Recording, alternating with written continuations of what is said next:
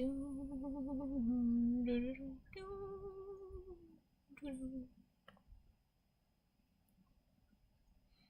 no, let's start with justice. Oh, I also forgot to open the Discord for you. Of course, I forgot something.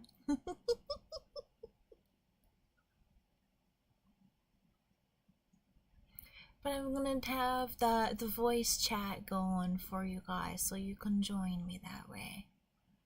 I can't join there. Okay, good. We've got the notification going through. That's okay. Oh, this is perfect account signed in for this. Excellent. Oh, I shall double check that, make sure I'm giving you the right. Oh, hello, official Discord. Yes, I do recognize that. You can go away now, please. Thank you. Okay. Double checking my username on Discord to make sure I give you the right name and you can join me in the voice chat. Alright, let's go first here. Let's actually open the voice chat. Hello. Join voice. Actually, no, we should leave this one. This isn't the right one. Disconnect from there. This is just a community event today. There we go. No. Actually, no, that's actually perfect. We can do that. Voice channels.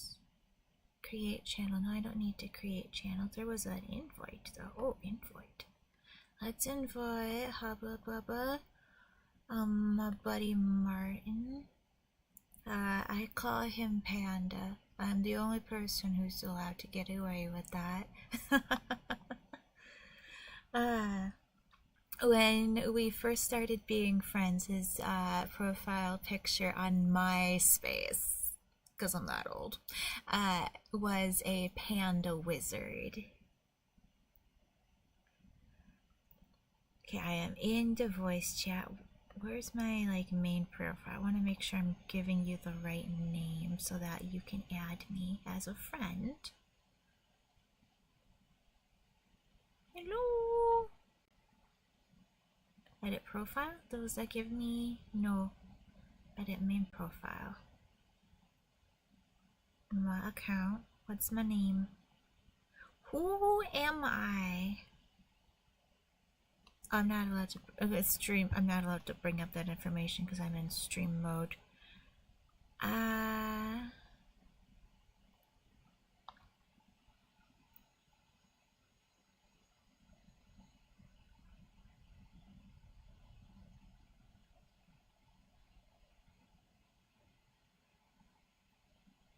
Melissa B. No, but it's. I think that's right. I think I gave you the right name.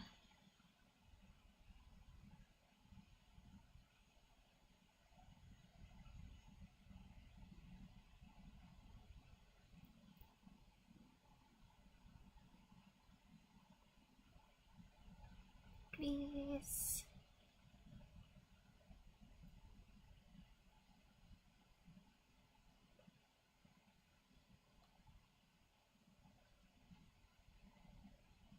There we go. I was gonna keep the Discord as a strictly members only thing. But I feel like it'll actually be a more enjoyable experience for what screen should I keep this on? Oh right, this worked really good right here. Oop. Oh, not quite there. Yes. That'll do. Alright. But yeah, I just want to have I have a feeling that if there's more people joining the voice chat, it'll be a more enjoyable experience for my members. And I only have one actual member so far. So, this is kind of early access special privileges to join in while you don't need a membership at the moment. Okay? But what we're going, all right. Oh, I almost forgot very important thing to show you. All right, so we are still fundraising for St. Jude. I'm going to keep this going however long it takes to fill up, come here, this bar here. However long that takes, we're going to fill this up, and then when that happens, I'm going to donate this amount of $222 personally in a big chunk to St. Jude to match your donations. That's why this is such a small goal. The little bit that's been made for it so far, though, is all me, because only 10% of my viewers are actually from the United States, and St. Jude's Children's Hospital is a cancer research hospital in Minnesota. So foreign, I shouldn't, that sounds racist, but international audiences don't necessarily have as much heartwarming desire to donate towards this as Americans do. Like St. Jude's fundraisers are actually, it's like super common on Twitch. That's where this is running, is on Twitch. I am Gothic Godmother 33 on both YouTube and Twitch. And Twitch has built-in charity fundraising extensions, I guess, to their website, so that it's really easy to do this. $200 is a lot more than I've made. I have made, if you count games, I have made $40 from YouTube and Twitch combined so far. But that's okay. We're into the part where we can make money from that. I am so grateful for that. I love you guys. This is amazing. But charity. I'm gonna push this through because we need to cure children's cancer. And the cure for cancer that I researched is not, would not cure it for kids. It's basically a vaccine that would cure cancer for grown-ups, but they wouldn't be born with the immunity. I thought that if you had a CRISPR editing vaccine, that was, let's bring this to the big chat again. So my education experience is I started as a psychologist, or not a psychologist, I started as a psychology major. So I wanted to help people with their mental health issues.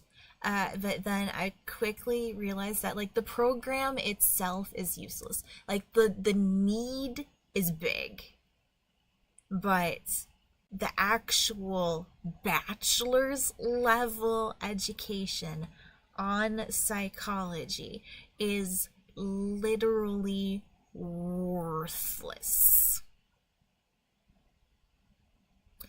There was one course on abnormal psychology in the 4th year, and that's it. Like, the group of people that actually needs psychological help is not represented in the course materials that therapists are being trained from. And that's why it is so fucking hard to find a good therapist.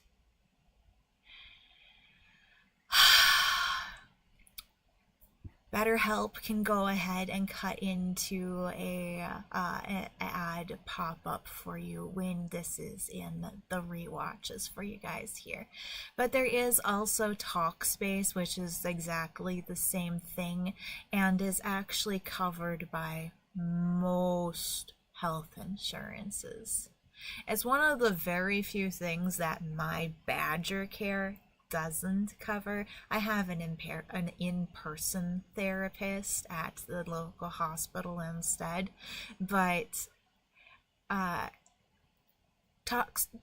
and Talkspace are exactly the same thing, except that Talkspace has better credentials for their therapists that make them accepted to be paid for by your health insurance companies. There's your mental health tip for the day. But okay, so I started my education as a psychology major, and then when I had to take introduction to biology, my professor was the head of the environmental biology major, like that program. So I instantly fell in love and changed majors to that. But then 2009, the economy crashed. To drop out of college, move back home with my parents for the first time. And I looked into ways to continuing that. And I, in terms of online education, the best. So first I discovered that Phoenix University, total fraud, do not go there. Total ripoff. Their degrees are not considered accredited by any workplace. Your job will not care if you have a degree from University of Phoenix Online. Those were the reviews that I read, thankfully, before trying to continue my environmental biology program there. So I found Oregon State University's online program, and I took one course to kind of test the waters while I was working full-time to pay off my existing $30,000 in student loans.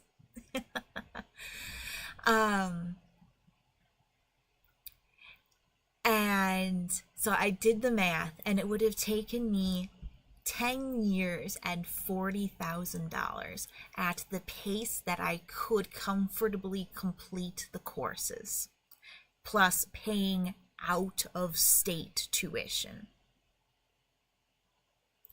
So I instead took their little certification program on permaculture. And I should bring that up for you guys now, because that brings me to my tiny oasis plan for you, or for everyone. The goal for it is land back and fostering teenage girls and doing permaculture and educating guests into falling in love with living in tune with nature. Because land provides. There's no reason. Capitalism is the only reason why we have world hunger. We have more food waste than we have people. Alright, but I was going to show you Tiny Oasis.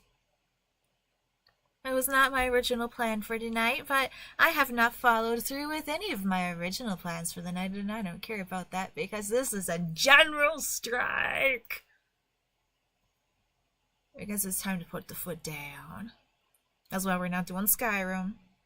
Midnight, the Khajiit is not going back to Skyrim until Donald Trump is removed from office. That's our general strike.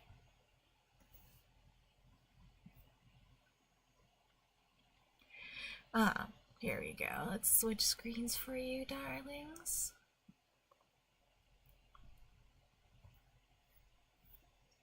So this is my original PowerPoint that I made as a presentation I've never really done for Tiny Oasis.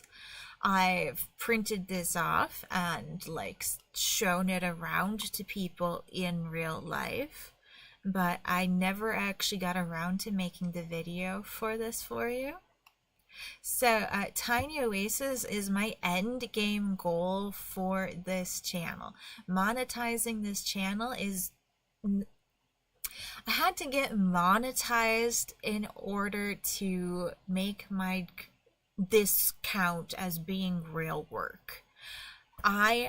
Because of Trump's new laws around healthcare, I have to demonstrate 4 hours of work a day in a part-time job in order to keep my badger care when my badger care gets reevaluated in sometime between March and June.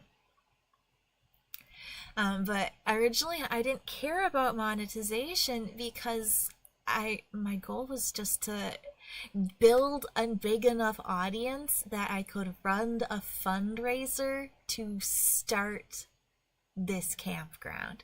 So Tiny Oasis, this is one of the paintings that I did in Fresh Paint. Fresh Paint is the software I'm going to use at some point in this stream to make that beautiful emoji for you. But I originally started this as a practice painting, and then I fell so much in love with all of the details on it that it can just never be replicated again. It is so absolutely gorgeous, and I'm never changing this. I did go back through and add more detailing. If you go back and watch my very first videos, you can see the old version of this logo that had less detail on the pine trees and such. But yeah, I love this. This is going to be the campground's logo. This exact painting. Come here, get back here. Rawr. Alright, so this layout is for a bit of land that is on a local lake that I thought maybe I could convince the city to sell to me. But after further analyzing the area, this marshy kind of land here is what it actually is where the seaplanes come in to dock into the local airport. So I can't have this land, but this is the general gist of what I was still hoping to achieve with this. So I'm not looking for, oh, that's covering it. Let me come here. Sorry about that. Unfortunately, my charity indicator was covering up my target land. So this particular lot demonstrated here was 8.7 acres. Sorry, areas. So then, the little images here, we got 6 tent campsites. We have a homeless shelter, earth ship house that I was going to do as cob construction in an educational activity where, if you were a guest at the campground and you would like to help build and decorate this beautiful building as it gets constructed, you get to participate in that as a learning activity.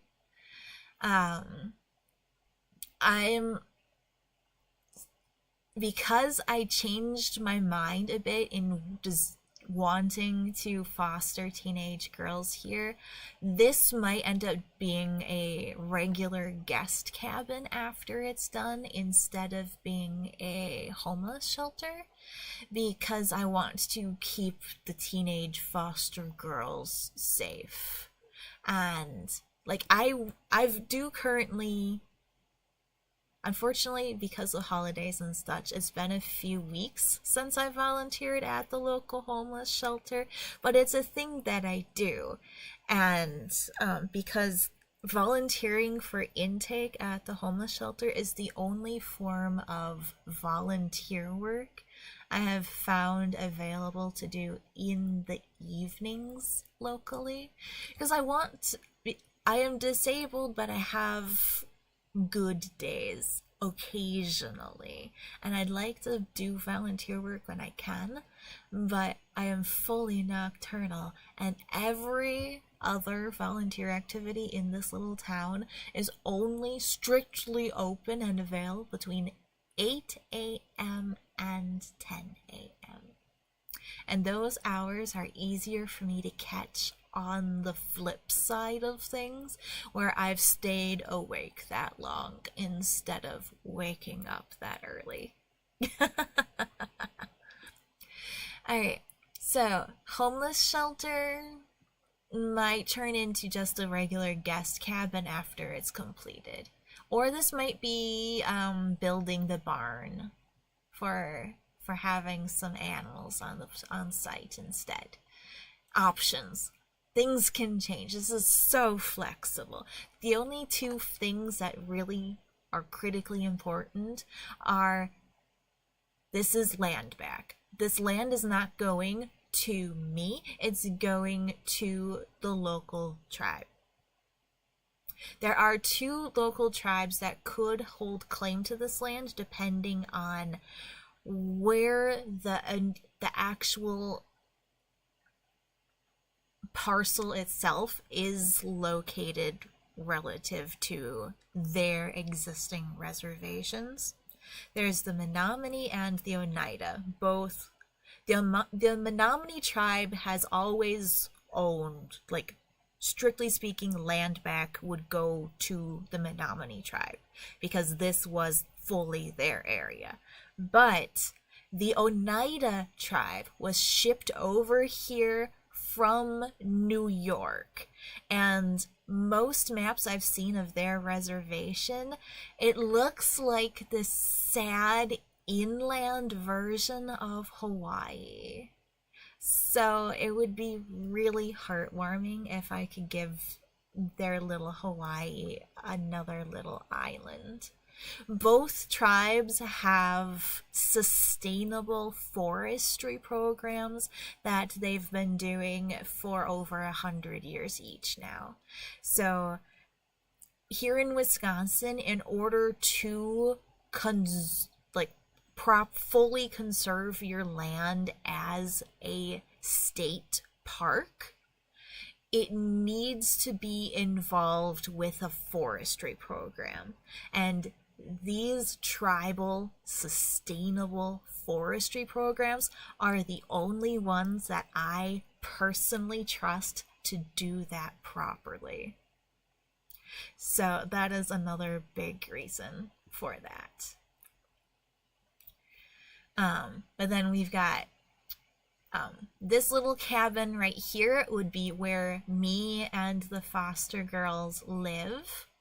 This right here is a picture of a wallapinny, which is a type of subterranean greenhouse that was originally designed by the Iroquois.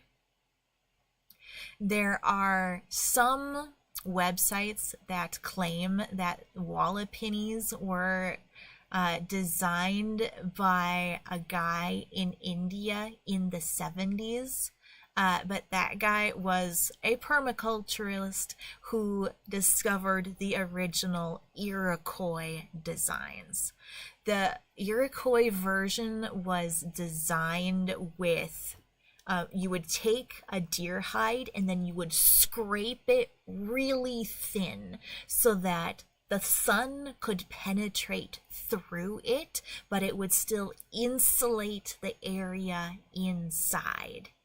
That, combined with keeping your plants below ground, keeps them out of the frost zone and allows you to grow. It extends your growing season by a large factor. You're not going to be able to grow citrus fruits in one of these, not in Wisconsin, but there are a large variety of things that you can grow extensively over winter. You can grow kale, you can grow Brussels sprouts. There is a type of what's it called? Prickly pear. That's actually indigenous to Wisconsin, because there's an itty bitty corner of Wisconsin that's close to that's in the corner where it junctions with both Iowa and Minnesota, where there is a tiny patch of desert, and in that tiny patch of desert there is a very hardy, cold tolerant variety of prickly pear that is indigenous to Wisconsin, and I can put in this wall penny and it'll have an extended harvest season. So then we have 3 RV spots that I'd do in like a U-shaped fashion so that they're really easy to pull in and out of. When I was visiting with my uncle and his RV in a different campground that's on this same lake, I got a lot of feedback from him on how their RV sites there weren't adequately meeting his needs, and used that for redesigning this layout. And then over here, next to my picture, next to my face, is going to be where the guest cabin is. And I intend for, at minimum, the guest cabin to be fully wheelchair accessible, so that elderly people have a nice comfy spot where they can go camping still. They can get into nature. So the cabin's going to be wheelchair accessible. At the campground with my uncle, I found there is a picnic table there that is wheelchair accessible that I can design from for here as well. I've been scouting options. There's gonna be things here. This is goodness. But yeah, this is a little small, cute little campground. There are other campgrounds on this lake of oh wait, I've got a slide for that, I'm quite sure. Here we go. Yes. So this picture on the right is another campground that's on this same lake, and every single one of these little white spots that look kind of like a tooth, those are all RV sites. It's really hard for you probably to read the numbers on the bottom, but the campground that the area of land that I designed my campground idea on has a total area of 379,000 square feet. And the campground I'm showing on the right has a total area of 299,000 square feet. So slightly bigger on the left still, but you can see just how cramped together most campgrounds keep their stuff, and just how much more enjoyable and secluded this experience will be. Alright, and so this little picture here on the right, this is the actual scale of the guest cabin zoomed in towards where the scale was on the picture. So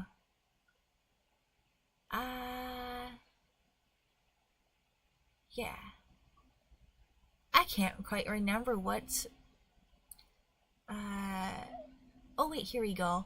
So this picture right here, this one right here, this scaled blueprint right here is how much space this cabin design I made will take up on this land.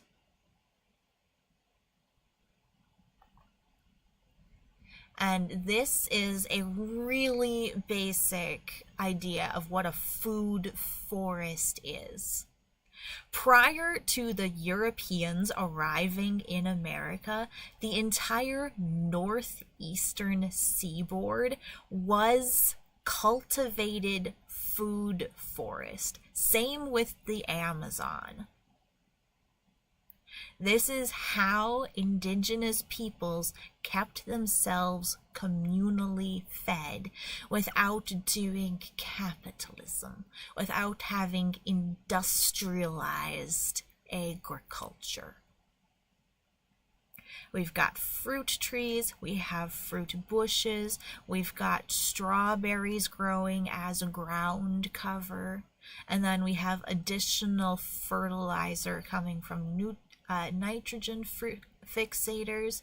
I think this is probably a picture of lupin right here, which is related to peas. That's why it's a nitrogen fixator.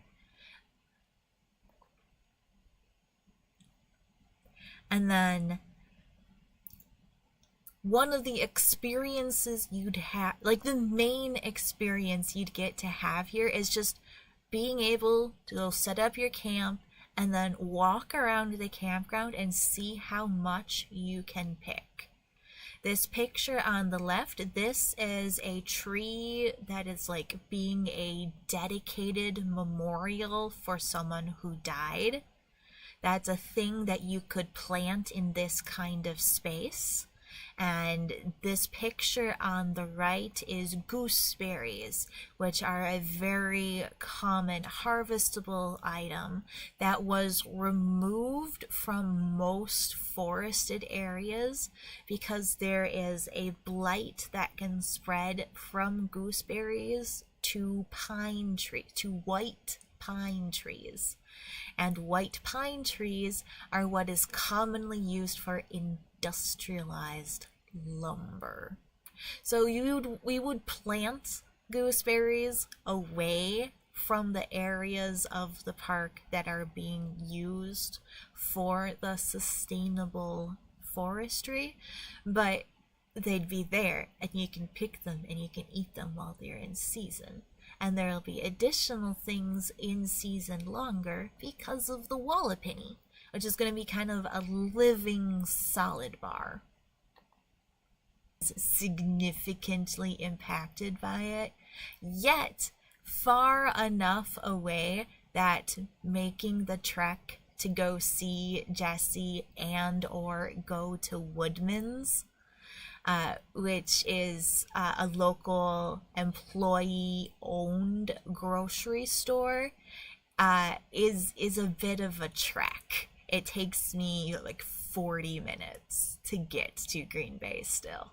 And we have traffic impacted by Packer home games. I only watch football on Thanksgiving usually, but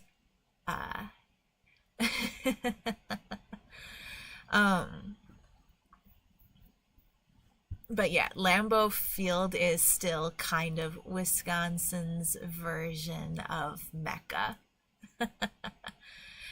The Green Bay Packers are the only football team that is owned by the fans. It's owned by the city of Green Bay instead of by some millionaire or billionaire. And that is why even if I moved away from Wisconsin, I would still be a Packer fan. I actually grew up on the Minnesota, here, get this onto the right screen, on the Minnesota side of Wisconsin. And there is such a fierce rivalry between the Packers and the Vikings that I didn't even know that there was a rivalry between the Packers and the Bears until I was in high school and I saw that 70s. I was watching that 70s show.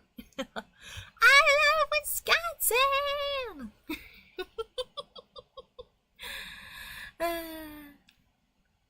I will get around to the painting eventually. I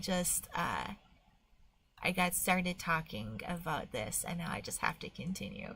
It's okay. It'll be done soon, probably.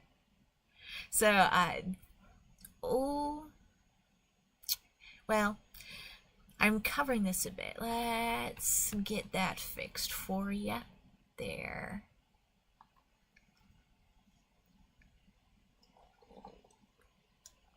And I've got a notification in Discord, so let me check quick to see if someone is trying to join.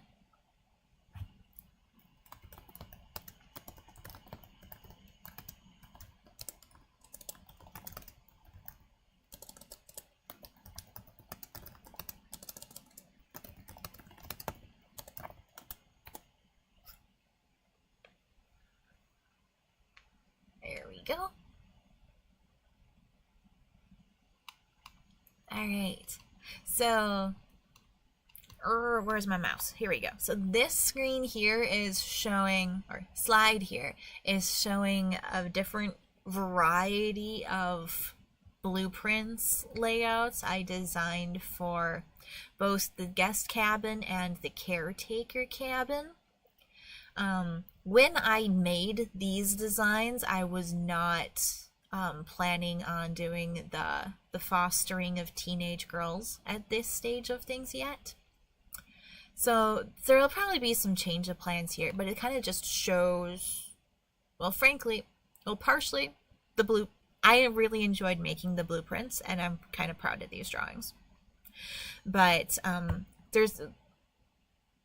there's flexibility in how this can be accomplished, and that's a big factor in its potential success. Rawr. Alright, so then both of the cabins are going to have these guest bathroom areas attached to them. Instead of doing it this way, I'd probably actually just do 2 rooms that both have both a toilet and a shower. That will likely be an easier way to make both of these bathrooms wheelchair accessible. The other option is I might keep one regular bathroom that's just a toilet and then have one big wheelchair accessible bathroom that's both the toilet and the shower, and then have that set up on both of the 2 cabins. But either way, this is how there's going to be bathroom access for the tents and the RVs. That isn't a separate building that needs to be heated in the winter.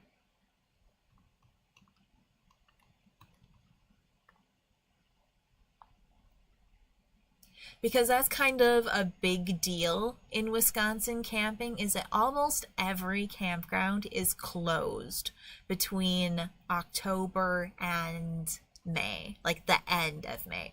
Between October 1st and Memorial Day. Memorial Day weekend is opening weekend for most campgrounds. A bunch of them will open the weekend right before that so they can kind of work out the kinks in their system from doing a startup before dealing with the Memorial Day camping crowds. But in general, winter camping's not really an option in Wisconsin, not in terms of like cabins and stuff. So, and especially not for tents. So that is going to be a thing that's available here. And like a big part of this is that this makes it accessible for someone to live in their tent over winter or in an RV.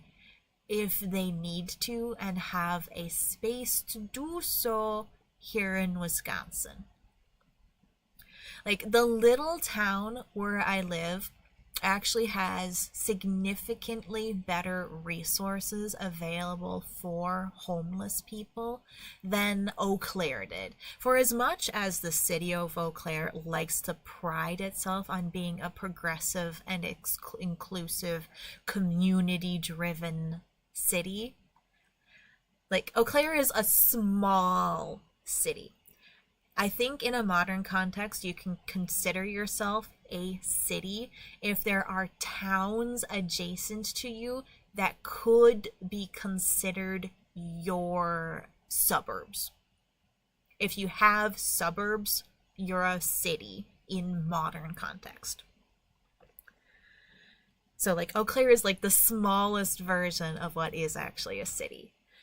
And I am living in a little town that is 10% the population, that has 3 homeless shelters, and Eau Claire only has 1. The only homeless shelter in the city of Eau Claire is Sojourner House. And every single time someone brings up and presentation to city council to add another homeless shelter to the city of Eau Claire, a whole bunch of Karens show up and say, I don't want this by my house. Oh, this is too close to an elementary school. Think of all the children. Again, I do intake at a homeless shelter. There are standards and rules for joining homeless shelters. We don't let any drugs or alcohol come in, and if you have any violent felonies on your record, you also don't get to come in. Same with sex offenders and such. We screen you before you get to have a room. So, anyone from Eau Claire who's watching this, tell your city council to get its act together and take better care of its community.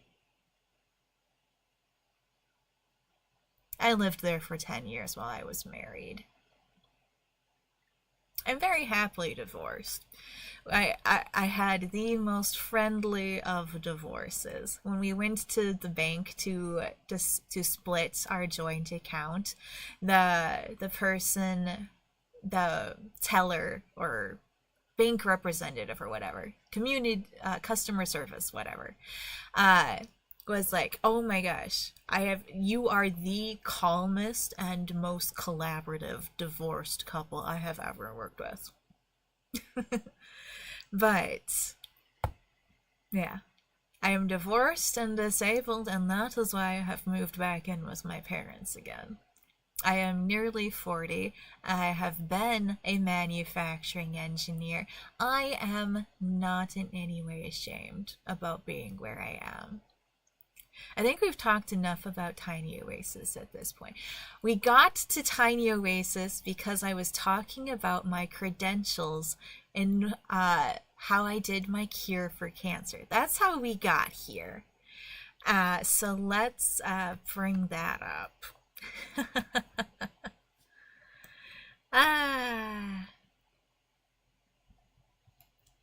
So the cure for cancer I did not do as a PowerPoint because I realized that PowerPoints were not a successful way of presenting on YouTube. That's why the Tiny Oasis, this is the first you've seen those slides.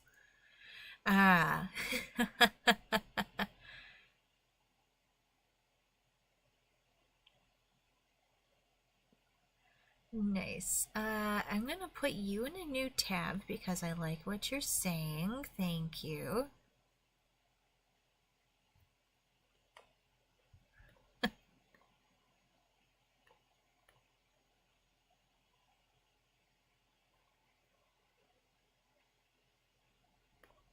Let's deal with this.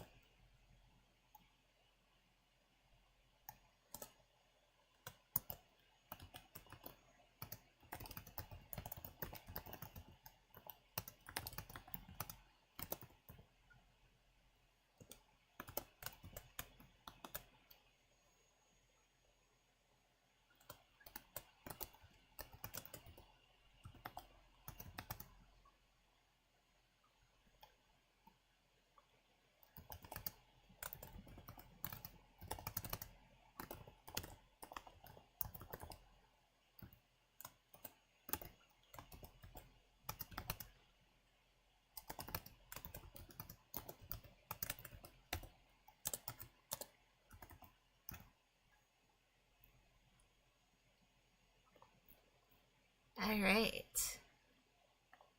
That settles that problem. Sorry about that.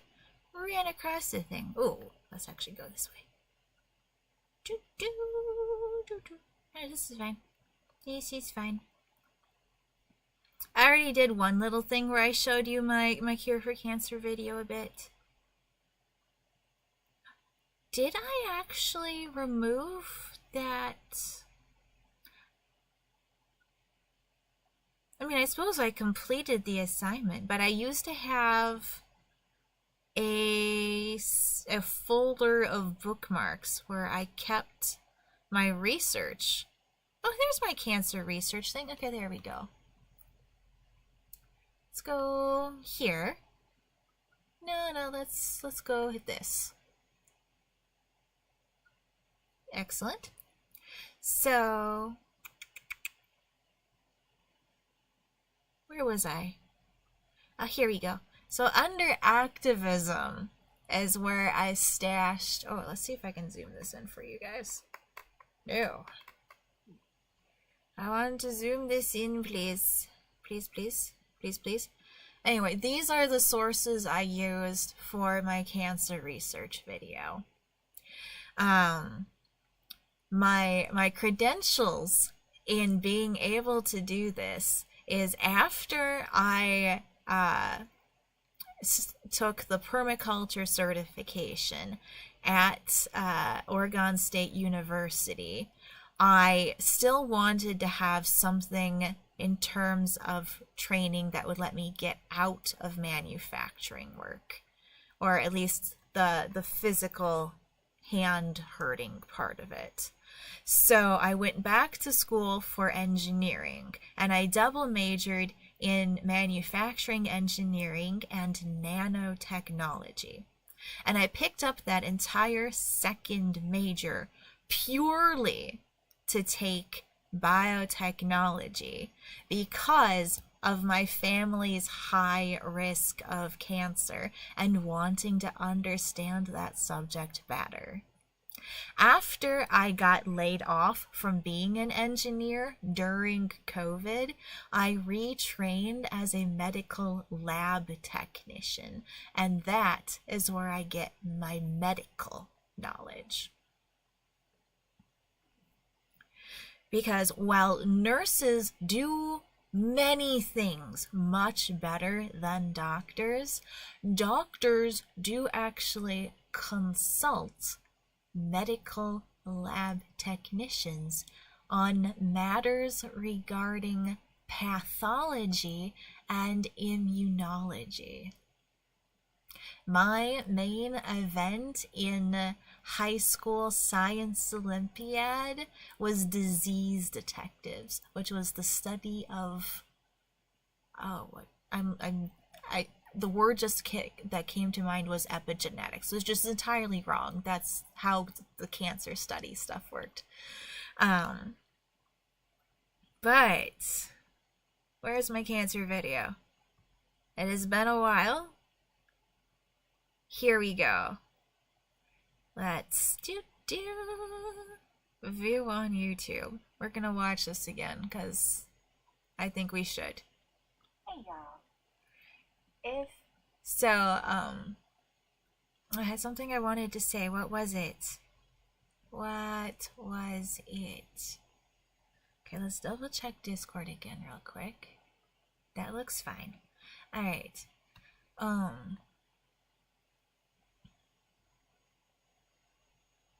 Yeah, here I got just a weird expression. The lab coat I'm wearing here is the reward you'd got from joining the Environmental Technology Club and continuing into the second year of it. If you were a member in your second year of the club, then you got a lab coat with your name embroidered on it. Now that's why I wear it, to show my credentials. Erg. You've stumbled across this video. It is highly likely that you are personally worried about getting So one thing that you can do right now is eat more antioxidants. Antioxidants are the parts of fruits and vegetables that Speaking give of them which, their I got my color. gamer food. They're called antioxidants because they prevent oxidation damage. The core cause of cancer is changes to your DNA that cause your cell to uncontrollably replicate. Oxidation is how those changes occur naturally. Being alive is kind of like being on fire. You need to be in order to live, but it does also do damage constantly. And your cells do have. So what I was describing there was how oxidation damage actually affects you. So free radicals are usually in the form of ionized oxygen. Ionized oxygen is highly reactive and wants to bond with anything possible. So what happens is it bonds to your DNA, and depending on where and how that happens, you get mutations.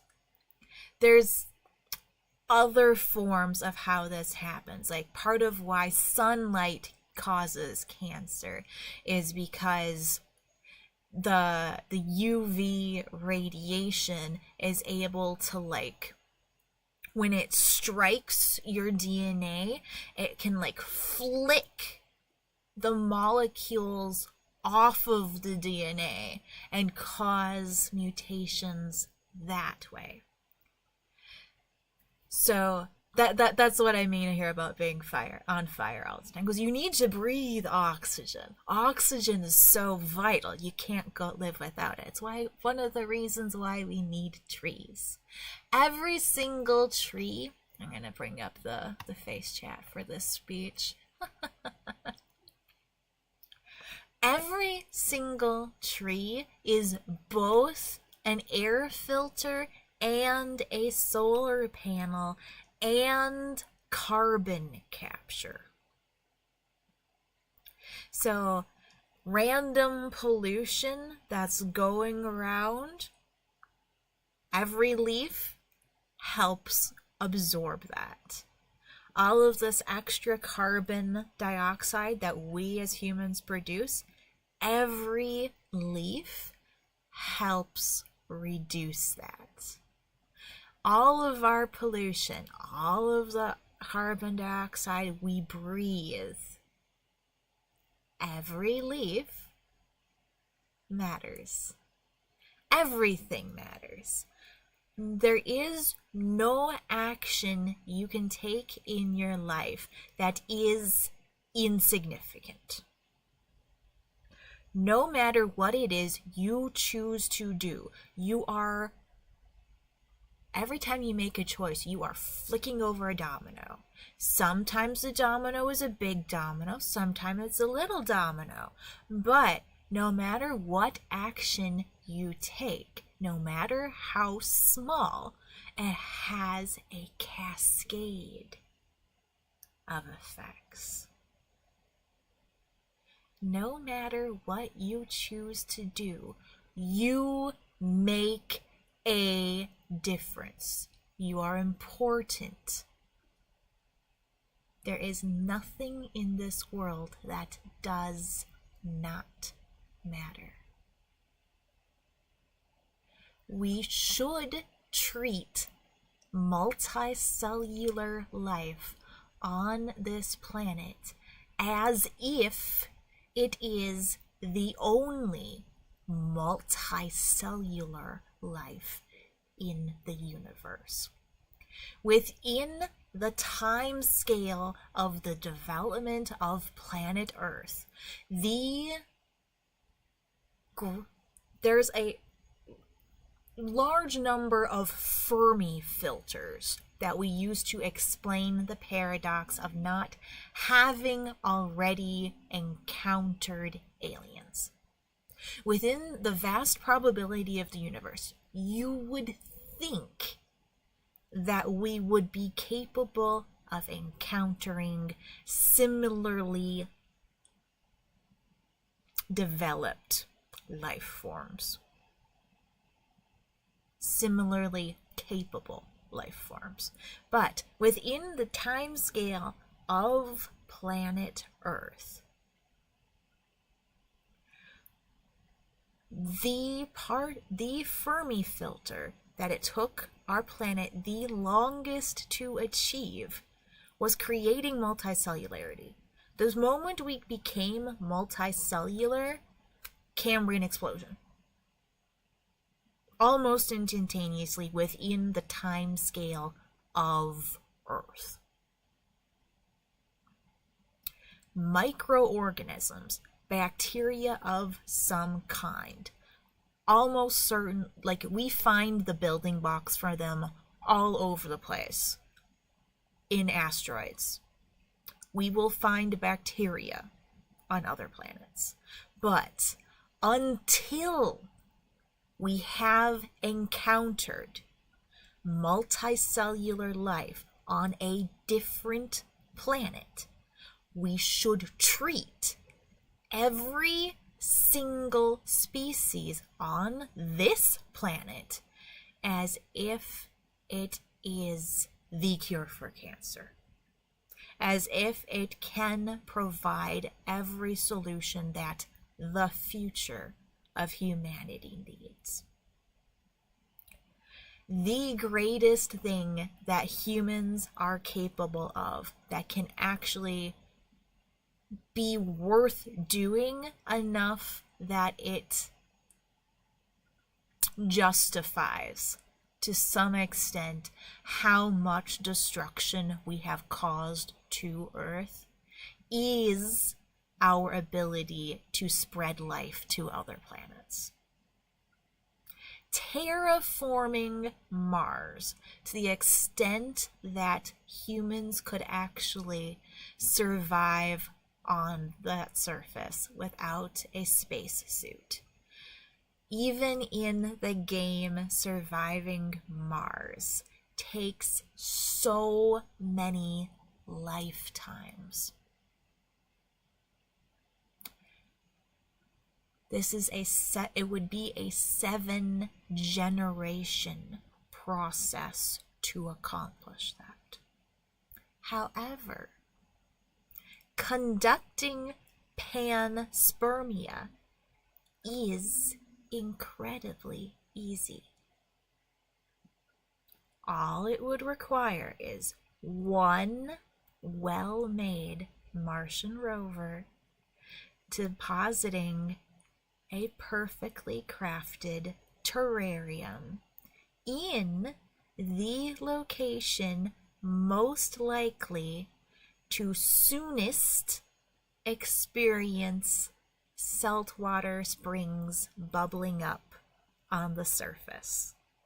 That is sources of water on Mars that we have found signs of. That is a place we can plant plants and tardigrades and mosses, lichens, mushrooms. One terrarium perfectly planted can eventually propagate life on Mars. Give the grandkids, the great-great-grandkids, something beautiful to look forward to and explore. But it's not going to be, there's no version of this that can result in Mars being human habitable in our current human lifetimes. That's stupid of Elon to think. In utter foolishness.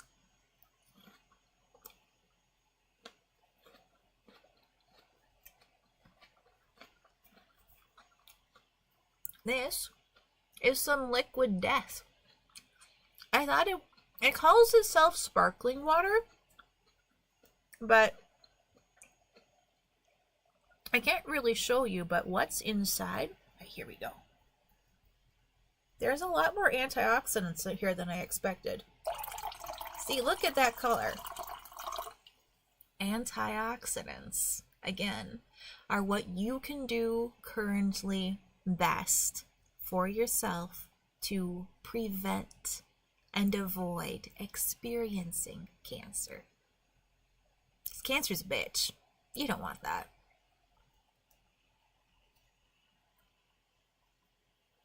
We're here to cure that.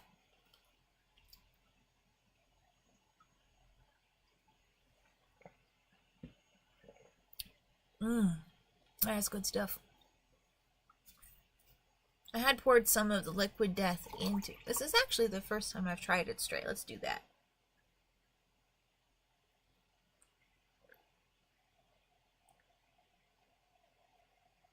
Yeah, I've probably let this sit long enough that the carbonation is gone, which is good because I hate carbonation. But, like, this is a big can. Like, here's the can relative to my head. This is pretty great. But, yeah. I might make that the thumbnail. We'll see.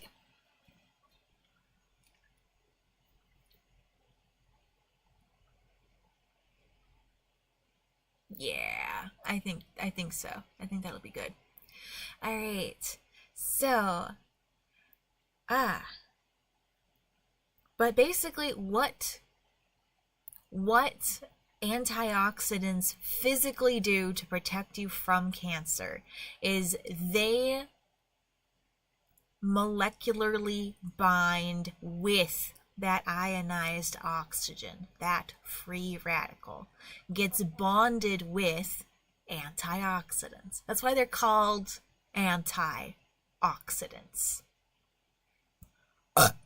Excuse me.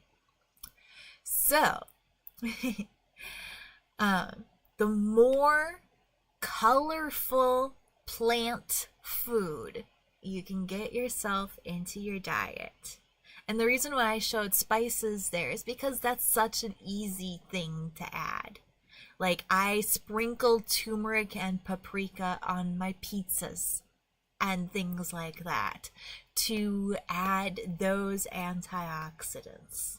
You can make your food taste better while having it be healthier, having it protect you. Plus, it's January. Everyone is obsessed with losing weight right now. Just eat more colorful plant foods. Like this. Oh no, I dropped a cookie. I have Oreos on my snack plate. But I also have apples, and they're all covered in peanut butter to give me protein. It's not very dignified, but if you put peanut butter on an Oreo and then just shove the whole thing in your mouth, it tastes exactly like eating a Reese's. So you get your 24-pack of Oreo cookies, and then you get your big old jug of peanut butter, and you get a lot more Reese's cookies for a lot less money.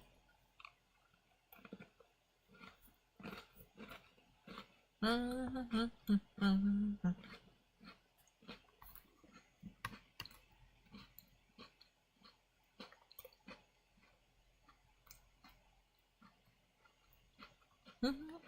whole built-in defense team that fix these problems when they can, and if they can't fix the problems, then they signal your immune system to destroy the cancer cell. And the key protein that does this in humans is P53. The reason why elephants and blue whales don't typically get cancer. When I did my research, I found there are actually rare instances where it does still happen. But the reason why, in general, elephants and whales don't get cancer is because their bodies have many different forms of proteins like P53 that repair their genetic damage. By having many extra copies of your cancer prevention gene, it means that if one of those copies gets deleted or damaged by accident, the cell still has many other copies doing that job. When I was waiting in the waiting room and saw an ad for a sickle cell disease treatment using a CRISPR editing shot, I came to the immediate conclusion that that was going to be the cure for cancer, was use that CRISPR editing shot to give humans those various extra versions of P53. But when I actually... Okay. I better describe how the CRISPR editing works. So, CRISPR editing uses a virus to edit. It uses the virus to change the bacteria. And bacteria DNA is a little easier to work with. But, oh no, that's just how we use it in that one lab. I'm sorry, it has been some time. And I did not mentally prep for doing this. This is not what I was expecting to be doing for you tonight. I just kind of dove into things. I am very much in a flow state. I am being chaos, and I am just fine with that. But, so the CRISPR editing, I originally thought that it would edit, like if you gave the shot to a man or a woman, that when it was editing all of the cells in your body, because that's how the virus of the CRISPR editing works. So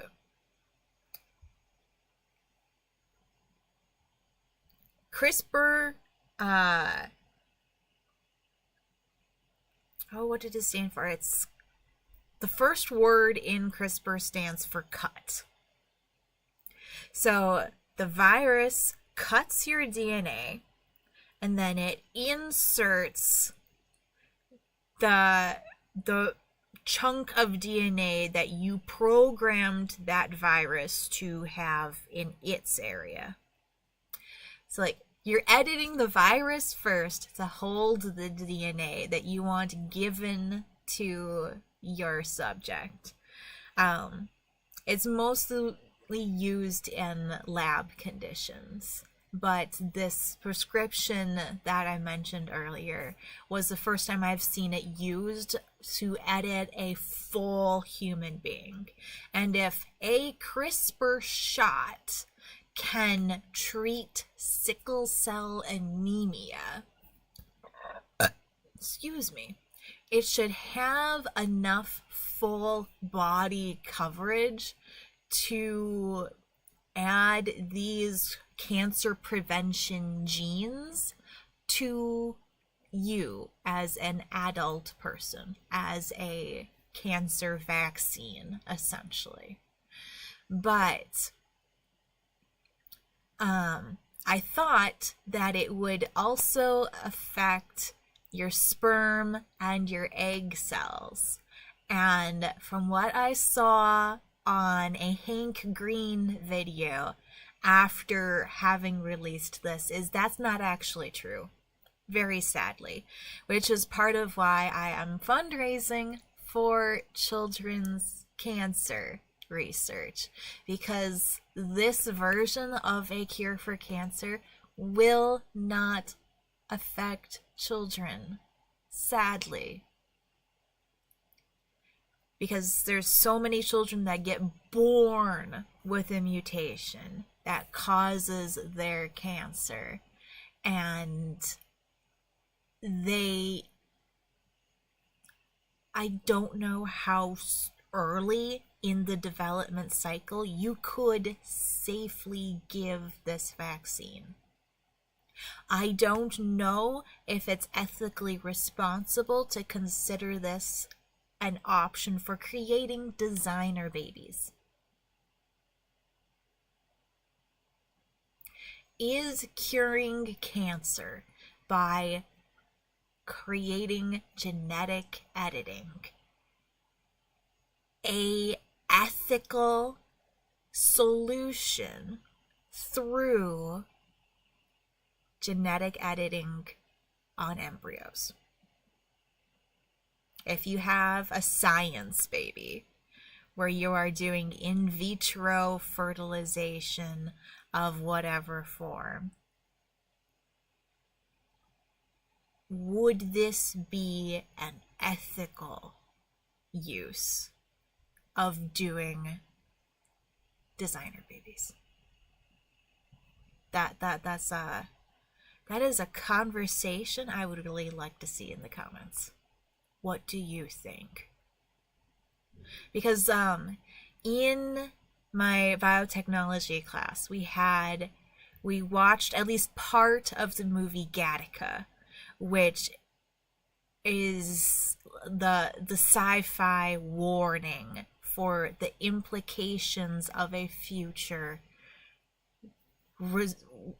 created by the results of doing designer babies. So I don't know. Let me know in the comments. Have a conversation. What do you think? Hello, my sweet baby. Hi. Just a second, sweetheart. Oops. Have a little sip. Here, baby. It's okay. Oh, no. Oh, you good girl. It is your food time. I'm gonna put some food in your dish in just a minute. Oh, look at your grumpy face. She was so grumpy. Yeah, it's okay, baby girl. It's okay. I just wanted to say hi to the people with you first. Is that okay? No, it wasn't okay. Sorry about that. I'm gonna give her food just a second. Just a second. I've got a stash.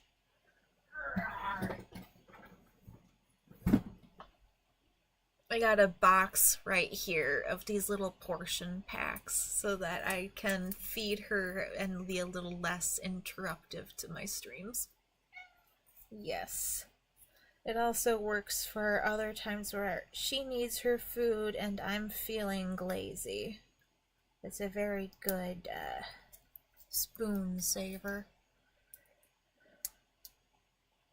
For you chronic illness people, so you know what I mean? Erg.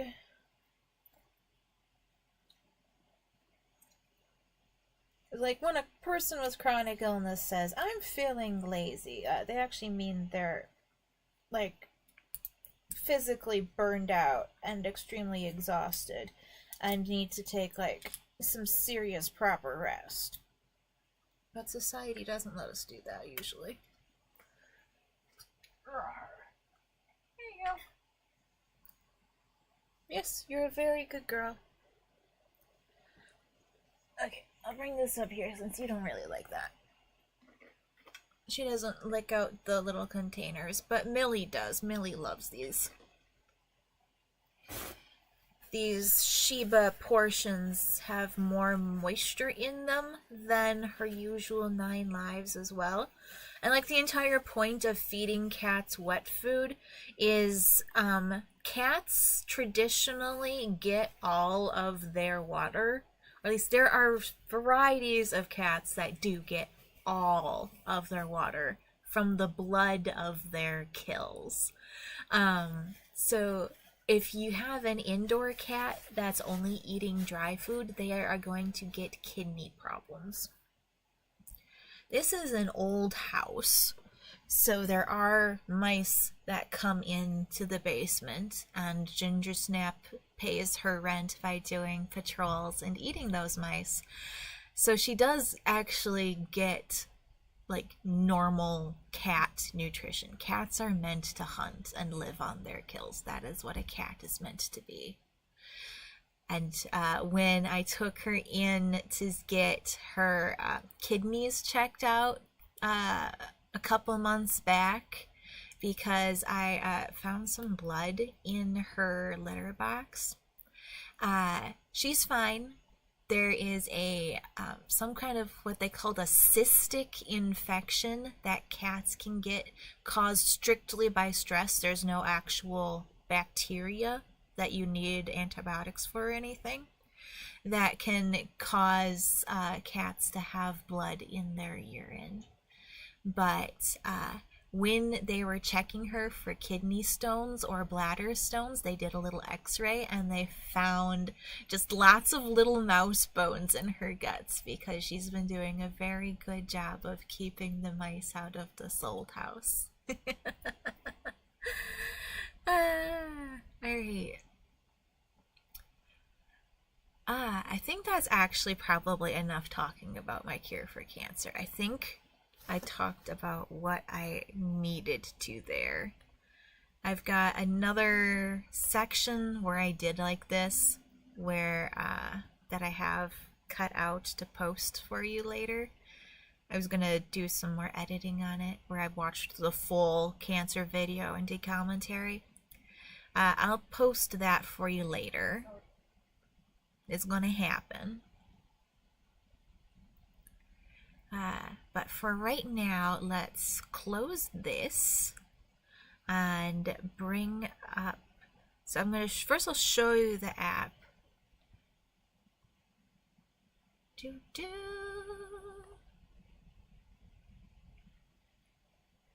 So like this is the Fresh Paint app. This is where I do my painting. So I made like this little this little thing here is based off of one of Nate Black's videos for like understanding your target audience. I don't think I'm really reaching my target audience, but there are people here. You are watching my stuff, and I greatly appreciate you. I did not show you my world peace treaty at all. Should I do that? Hello, Hobbin the Rude! Lovely to see you in the chat. So great. But yeah, so this is a nice, cute little painting I did. I really love how the lettering turned out for the words world peace. It's really hard to get that kind of nice, fine detail in this app. So let's mouse here. Alright, so I am doing great, Haben. Hope you are too. So one of the key ways of making the Fresh Paint app work good and getting that kind of good lettering is you gotta use a lens wipe on your computer screen before you try to paint. I specifically held off doing this step for now so that you could learn this tip. I have mostly been doing a whole lot of chatting. Would you like to join me in Discord at all, doing the voice chat here, Haben? I'm opening it up to non-members now. I figure because I only have one traditional, like, proper member on YouTube right now, and none on Twitch, I figured it would be nice. And oh no, I got some there. I should have come here. Oh, undo, bring this back. There we go. Minimize this. Rawr. And then scrub my screen. Scrub. Gotta scrub it really hard. You want to make sure you get even the slightest bit of dust on your screen is going to make your brush just bounce all over the place, and it's really not enjoyable that way.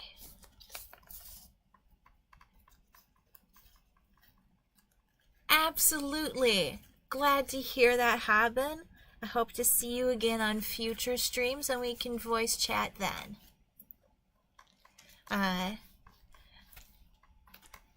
The Melissa Pixie account is me. It's my personal YouTube account for just watching. The Melissa B comment there is my username on Discord, and then you can send me a friend request there, and that way I can add you into the Discord community for my channel so that you can join the voice chat later. Let's see if I can get you a link. Can I get a link? Let me see. So I need to do it through my phone. Discord? There's Discord. Let's get you a link.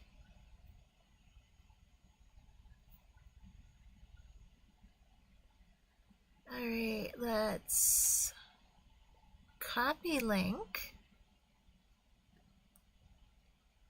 Go here. There we go. Excellent.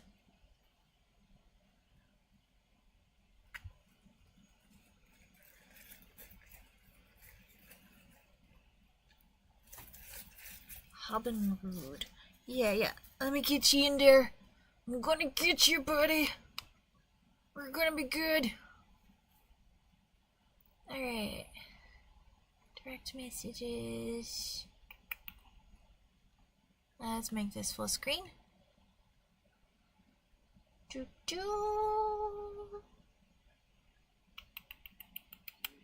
I know I can do this somehow. I'll figure this out. Just a minute. Where am I? Streamer mode is a little complicated. Alright, friends. There we go. Add friend.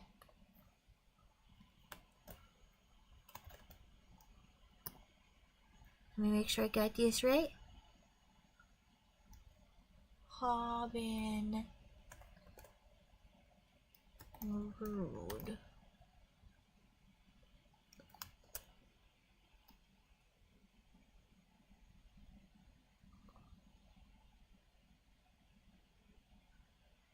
Okay, I think I just sent you a friend request.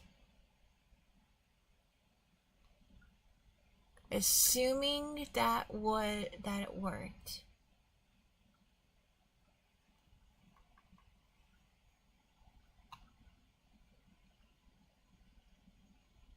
Heck yeah!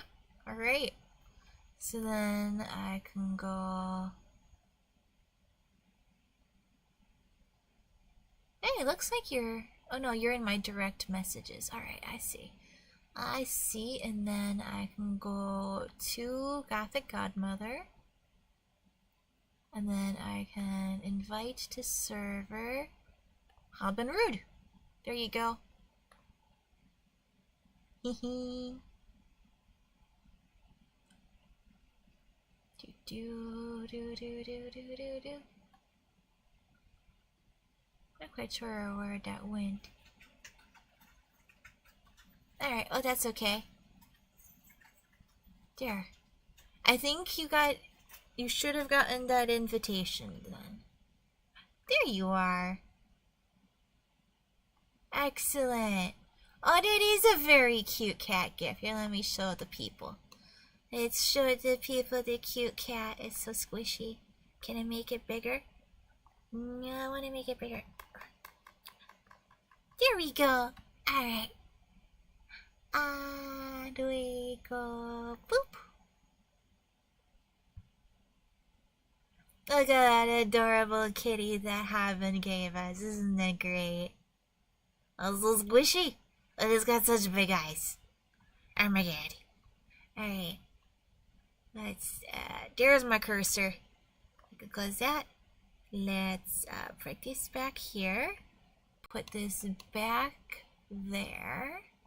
And now let's go back into fresh paint. And let's actually make you that painting, shall we? Let's go back here. So this was a health potion emoji that I made on a previous emoji painting stream for you.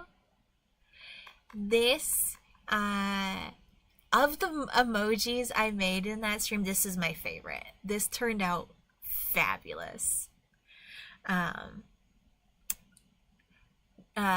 Jar Jar had requested a skooma emoji, but I feel like my healing potion can be used in whatever occasions you would mostly use that. But he also requested a beer stein. Oh no, he didn't request a beer stein. He requested a dragon breathing fire. And I haven't been able to get a good screenshot from the game that I could like remove the background and make an emoji out for you guys that way. So I'm going to paint one on a beer stein as a cheers emoji. I have never painted a dragon before or a beer stein. I don't do a lot of art, but we're gonna work through this process together, okay?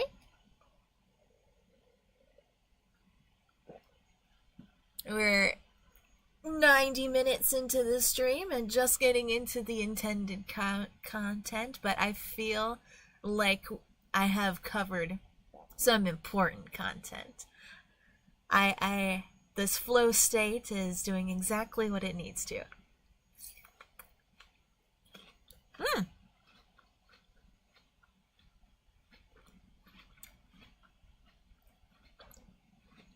Okay, good. Thank you. I appreciate your support. So,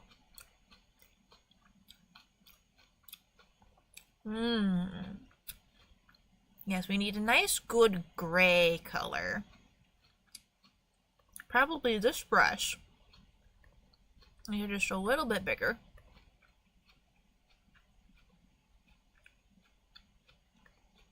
Yeah, this is a good beer stein color, I think. Alright.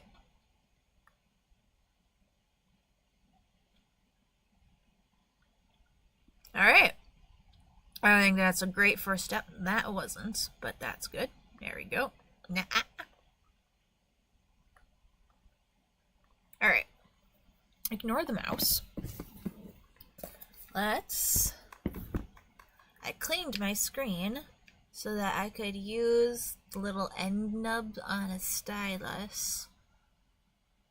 Oh my gosh, it really wants to be further over than I want it. There we go.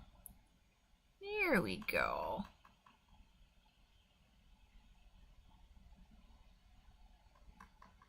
Vroom, vroom, vroom, vroom, vroom, vroom, vroom, vroom. No, we can make that bottom better, I think.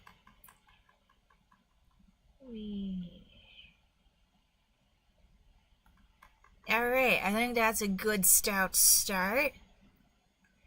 The handle, kind of just shape-wise, seems like it's gonna go here.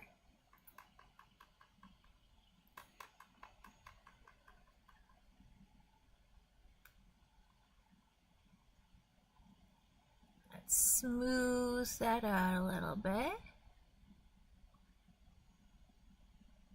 There we go.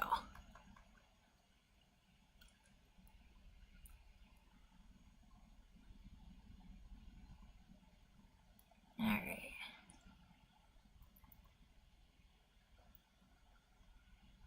Da da da da. Da da da da da da. Da da da da da. Da da. Da da da da.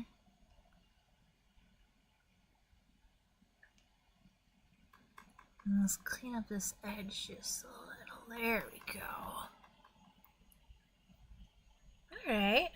That's a solid start. Let's show a little bit more lip around here. But then let's smooth this layer out. Let's bring out our blending tool. I just want to get these little white marks and stuff. Clean up the edges. Stuff like that.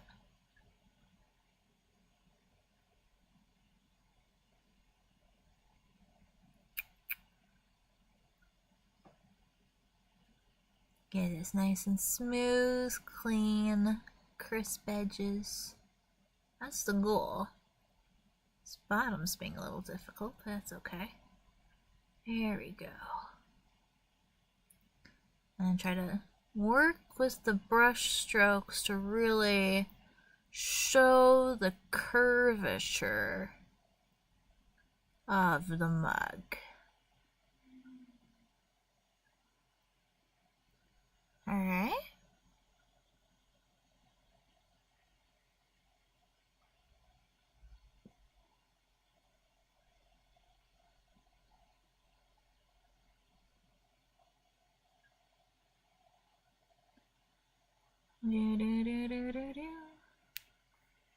All right.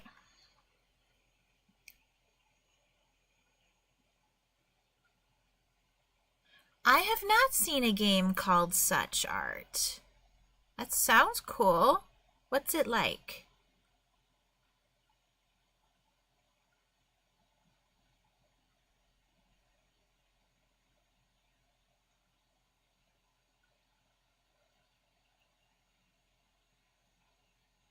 I don't know, I feel like I'm working this edge, making it almost worse. There we go. That looks alright. That's solid. Clean up this handle a little bit better. It's a very stout handle, but that'll make it better visible as an emoji. Alright, let's dry this layer. Let's add some mead to this mug, shall we? That's a good mead color. Yeah, you. That's gonna be great. Hey. Oh, I got the wrong tool. There we go. There we go. Let's zoom in on this a little bit. Let's maybe shrink the brush a smidge.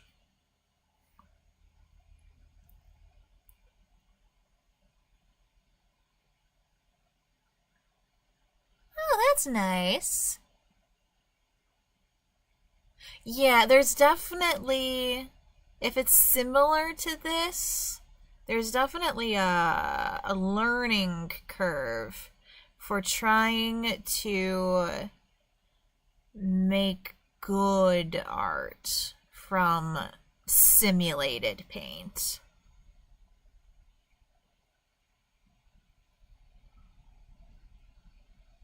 And I'll just kind of blend in that area, I think. I don't want to get too close to the edge. There we go.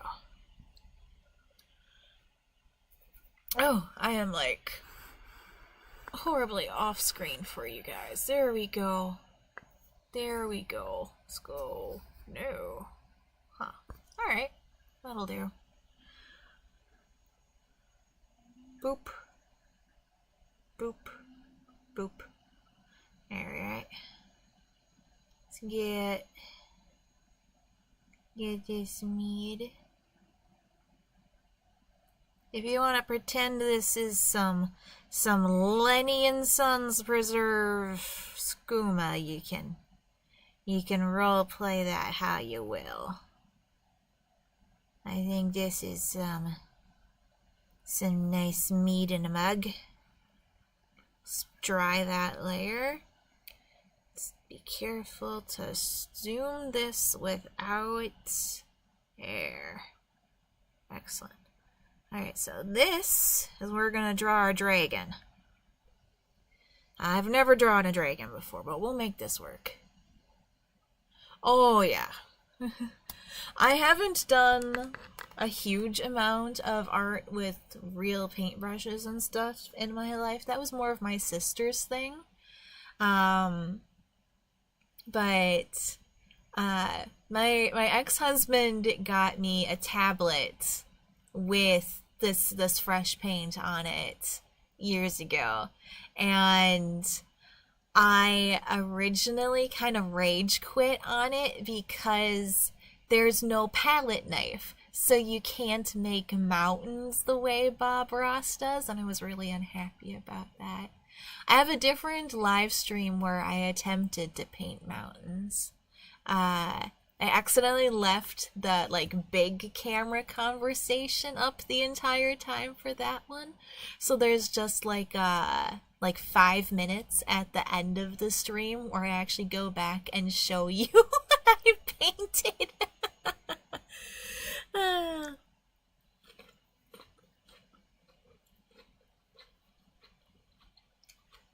There's a timestamp for it in the comments.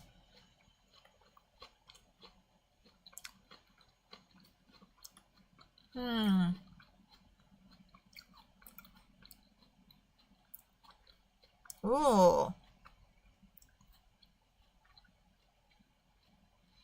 Alright, yeah, we're gonna make, see, what brush do I need for dragon? Dragon brush. Start with this. Maybe make it just a little bit fatter. We're gonna do the dragon in gold. But for its shadow parts, let's do this dark orange for its shadow. I think that'll do good. Okay, how do I go about drawing a dragon?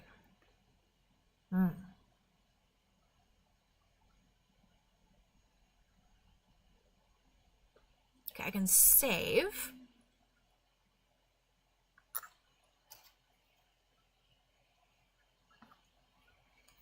Let's save as before dragon.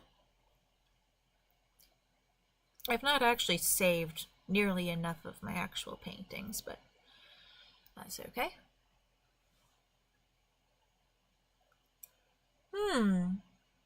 You know, that's a possibility I never considered. I could look into it sometime. There aren't new layers so much. That's kind of where the fan tool comes in.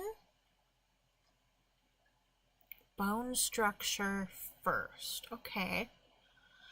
Alright. Let's kind of go... Alright. I know, right? Okay, let's, head go here. Head go here, alright. Let's, mouth. Nose. Eyes. Let's go.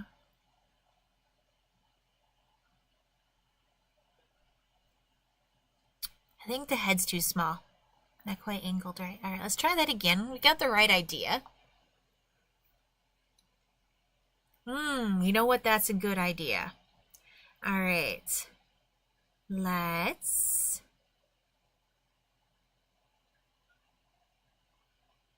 Where can I maybe put that?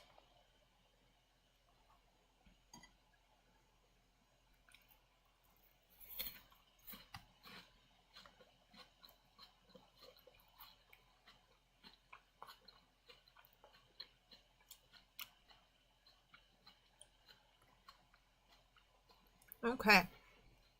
So...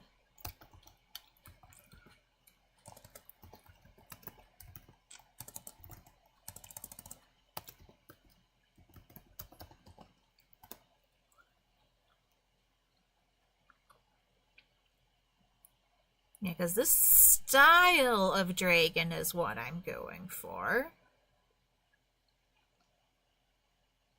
Definitely a much longer face than what I had in process.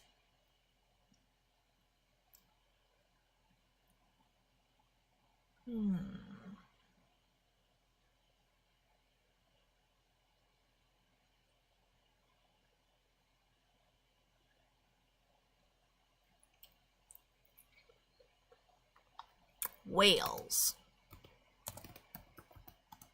All right. Yeah. Okay, this one right here is facing the right way.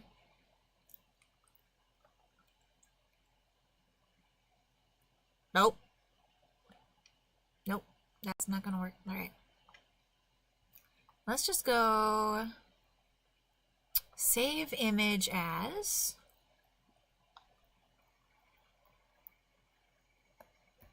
base dragon.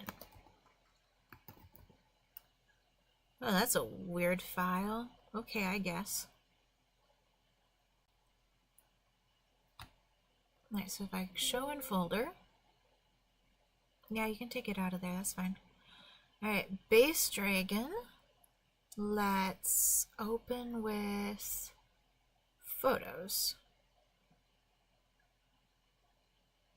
There we go. Now I can see it clearly. Nice. Yes, this will be exactly the right kind of dragon.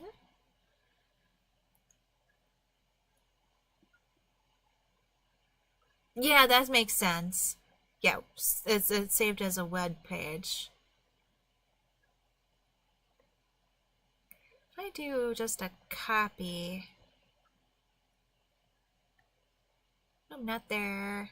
I can close this again.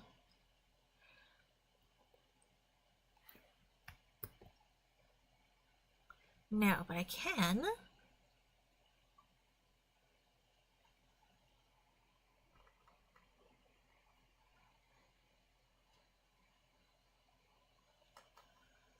I can import an image from photos.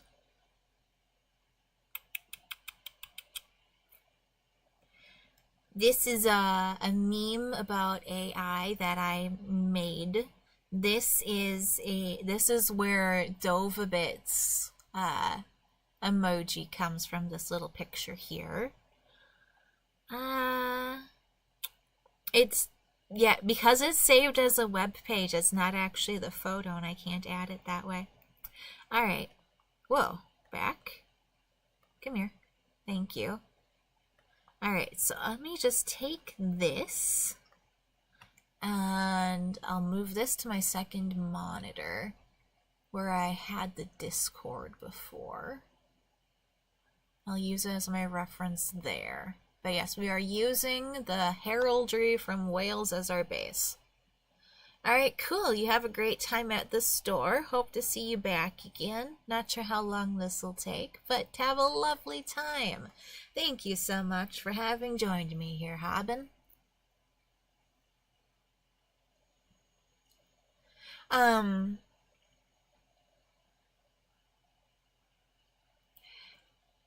I could put it in Microsoft Paint, but oh yeah, snipping tool is amazing.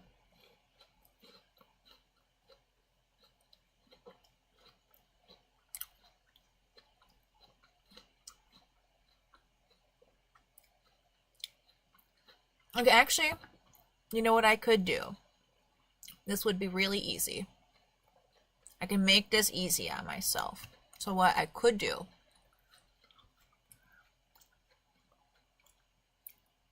is, rather than attempt to draw a dragon myself, I could take this beautiful image of a dragon and just use snipping tool and remove the background. I can do that. And then I will paint the fire that it's breathing.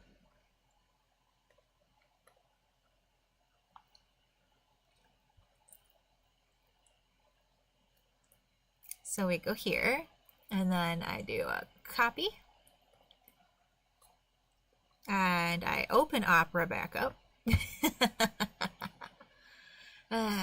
Go.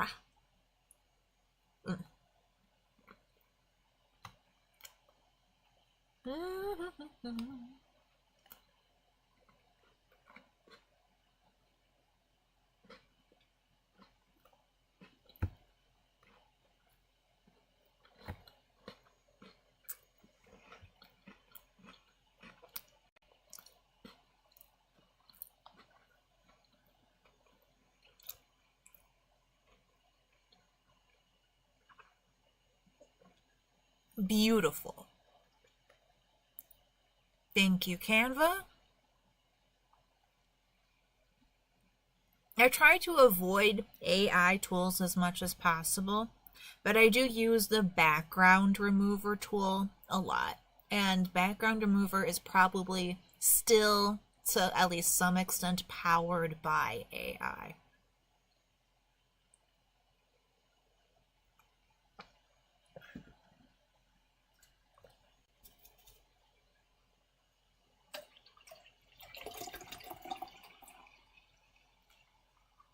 Oh yeah, this is very useful.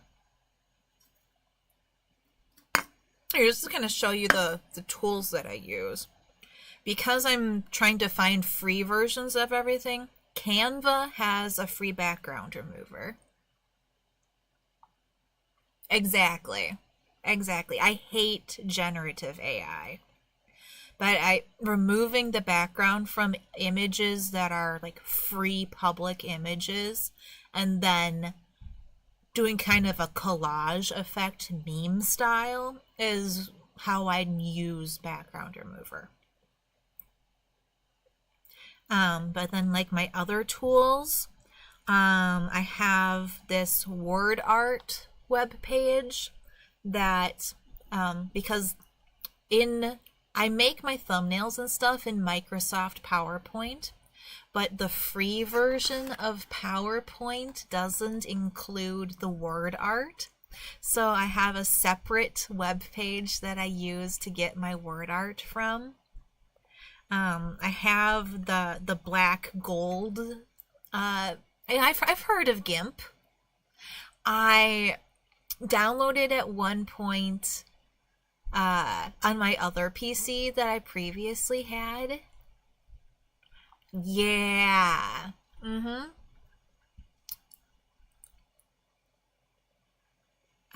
But yeah, this black gold font is kind of my standard that I use for most of my things. My other favorite font is Cake. Come here. Go away, advertisement. But showing off the InkPix word art thing is very useful. I feel like showing you what I use for this kind of helps make up for how much free content I've used off of their word art. I'll leave this open because I'm going to use that for the cheers effect.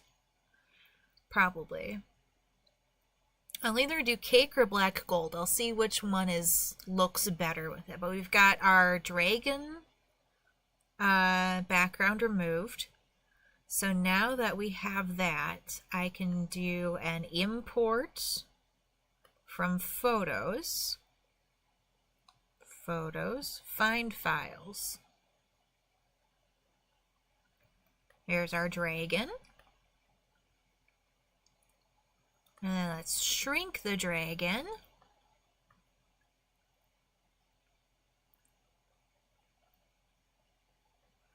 The juxtaposition between how hyper realistic this dragon is versus my little beer stein is kind of funny. Let's look at the brush effects. Maybe some of these all. Oh no, that looks awful. Ew, ew. Not really. No. Okay, let's go none.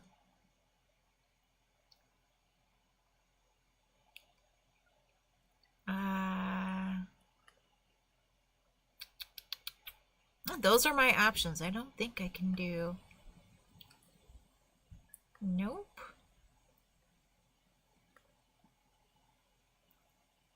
Import as paint. Oh, import as oil.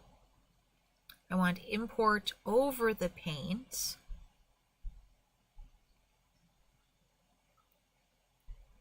Import as paint. What if I change this to pen? Pastel, watercolor, pencil. Ooh. Pencil looks a little bit better.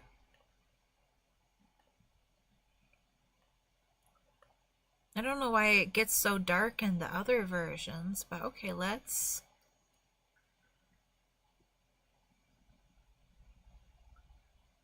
leave it like that. Go to start painting.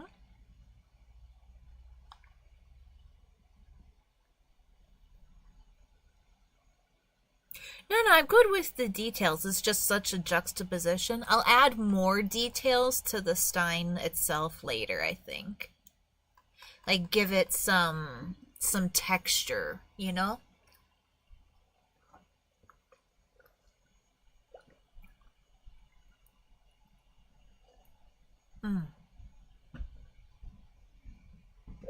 Alright, so then... let's see how this orange looks as the fire. Whoosh.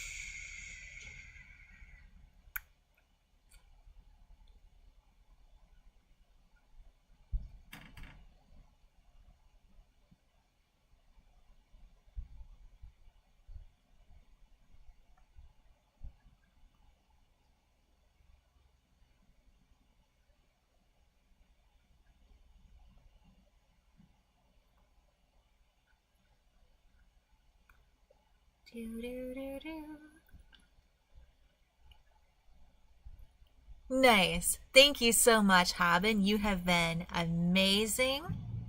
Have a fabulous time shopping.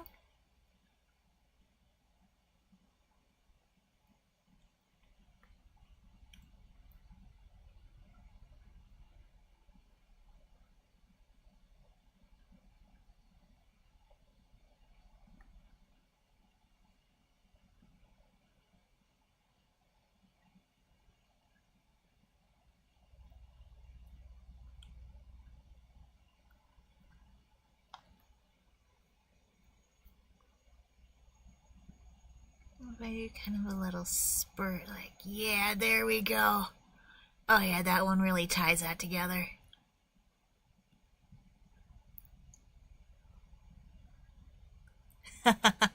Thank you. You have a fabulous day.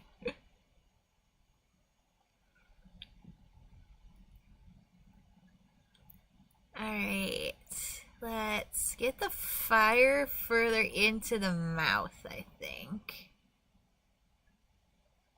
No, we don't want to cover up that tongue. That's a good detail in the tongue. Let's very carefully zoom in.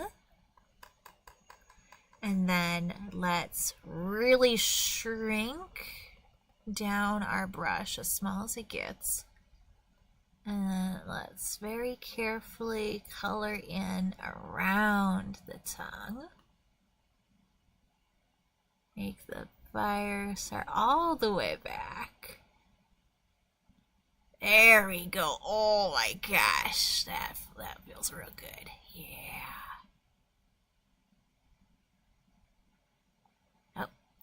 Undo that little bit. Grr.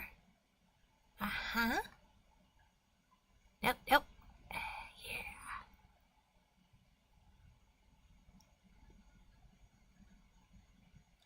Oh, that's so good.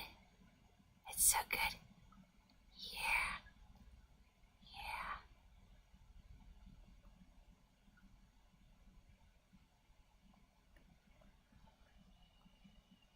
Yeah. Let's get this a little pointier, I think. Oh, get this a little closer to the tip of that tongue. Maybe I gotta use the blend brush for that. No, that worked good. That worked.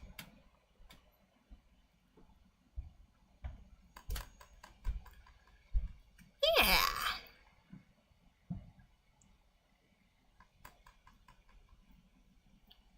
Okay. And then if I take this, how do I want to layer in my colors for the fire? Fire. Haha.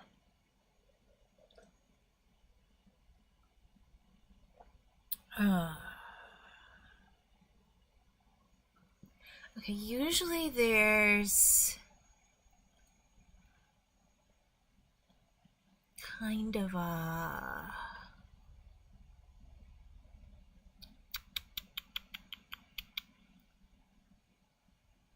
Huh. This palette doesn't really do a red. You see what I'm saying? Like, I got oranges and yellows, greens, blues, pinks and purples, earth tones, but no true red. There is no, like, canon true colored red anywhere on this thing. That's kind of wild. All right.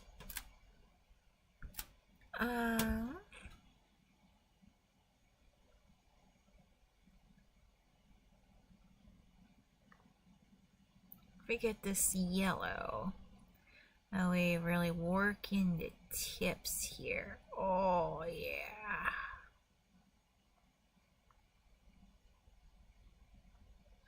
Oh. Oh yeah. Yes, listen. There's some good stuff.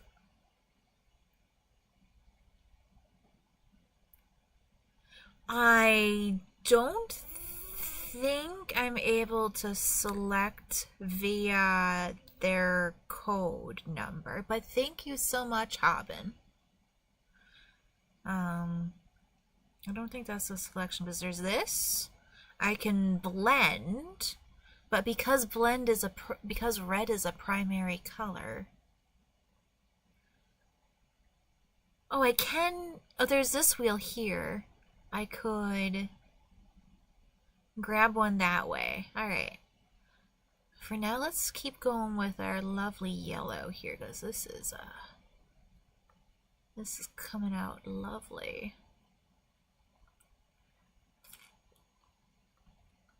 That color wheel will work though.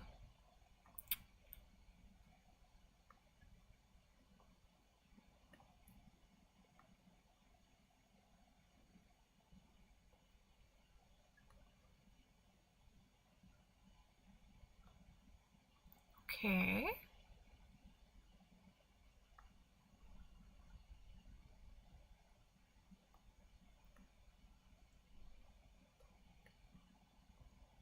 Okay.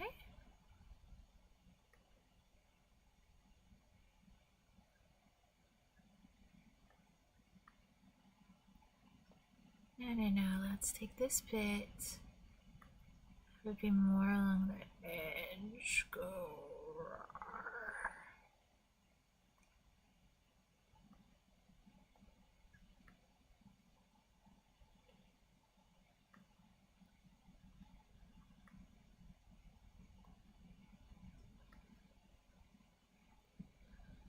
Oh, we gotta get this one. We got this one. Oh, no, that did not go well. Alright, let's try it again.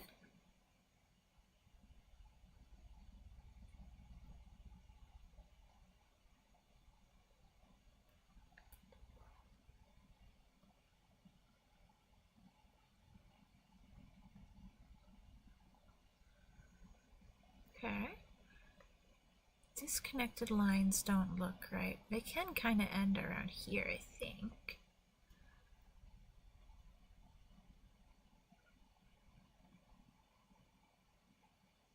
Let's see how this looks like here. Oh, it looks pretty good.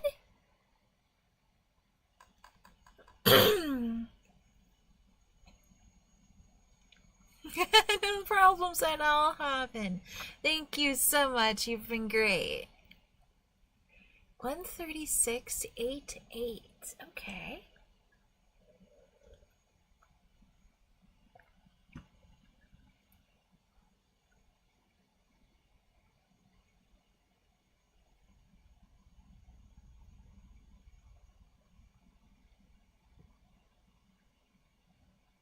I think I can make it better, but in general, this looks pretty good right now.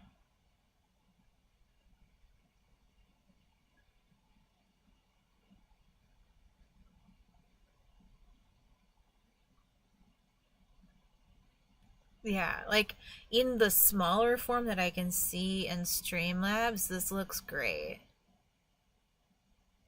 I love that.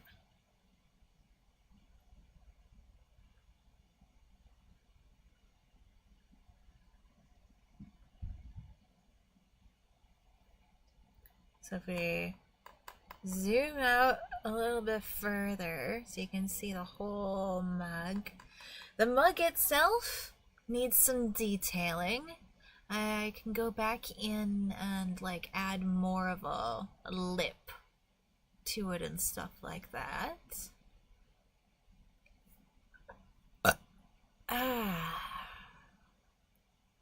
But as a basic shape with that dragon, I think I almost don't want to change those flames at all. Like, the smaller the image gets, the better the flames look. You know what I'm saying? And this is going to be an emoji, so it's really small. So I probably don't want to add more detail into that. But the mug itself needs a little bit of work. Alright, well, that's just fine. We can do that. We can do that. Alright, so let's dry this. Because I don't want to mess that up at all. That is beautiful. That's absolutely gorgeous. Look at that. And then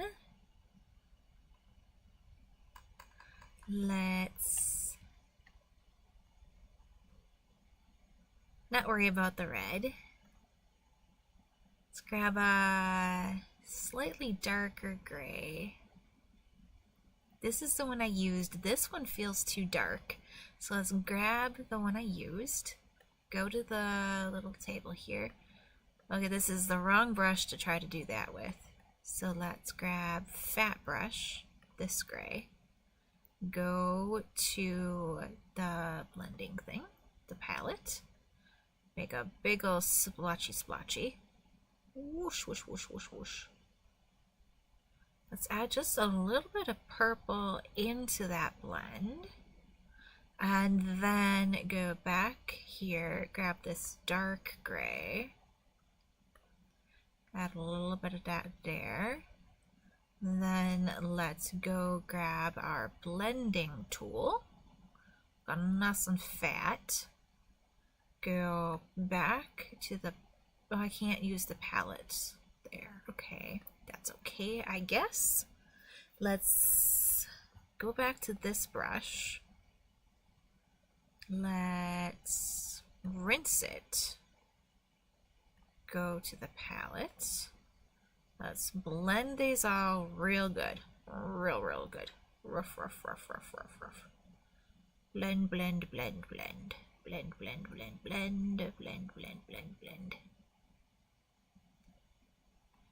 Alright.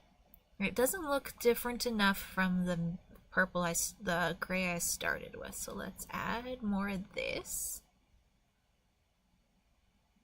Get this real purpley, I guess. Let's try that. Then blend some of this back in. And then let's grab that dark gray. Maybe even actually, let's just grab black. Add a little bit of that. We're gonna wash our brush, and then we're gonna blend it all back up again. Blend, blend, blend, blend. Alright, we got ourselves... That is too dark now. Alright, that's okay. Add some more of this gray.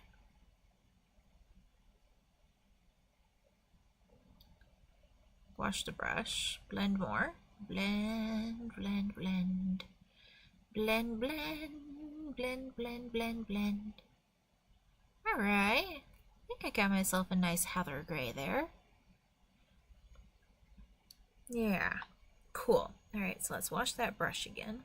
No, no, shoot. I washed my palette. Alright, we're gonna try again. It's fine. We're gonna start all over again. It's fine. We're good. Whoosh, whoosh, whoosh, whoosh, whoosh, whoosh, whoosh, whoosh. Whoosh, whoosh, whoosh, whoosh. Maybe I had gotten a little darker than I should have. I don't know.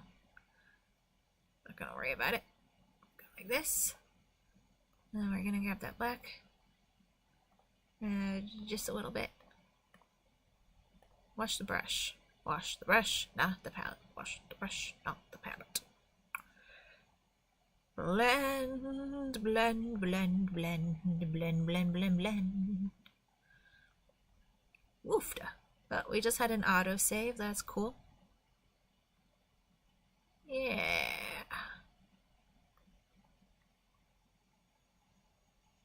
Okay, I think that'll do. I think that'll do. All right, let's go back to our fine-tipped brush. Go to our palette. Let's get this. Nope. Shoot. You wash the brush. Let's blend whatever that was back in there together. Thank you.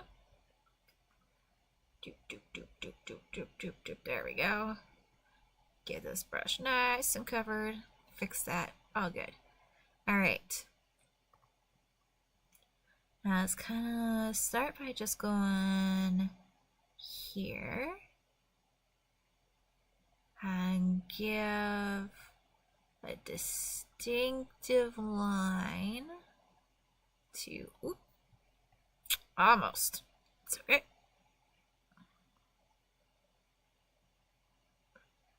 That's why we got the undo button. We're all right. It's okay. Maybe this is when I need to do this way.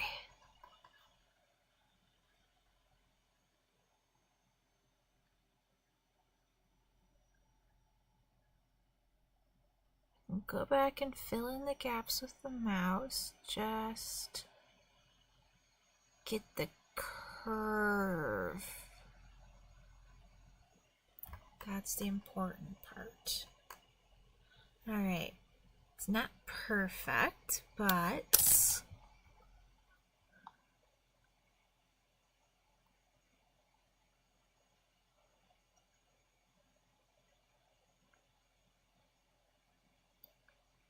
clear this up a little bit.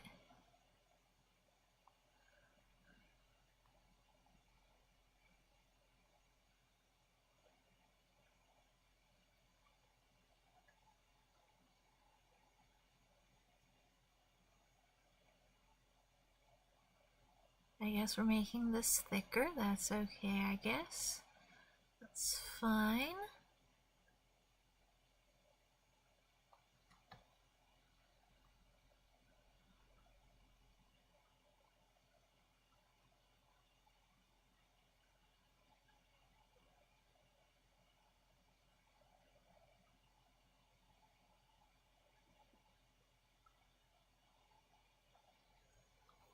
There.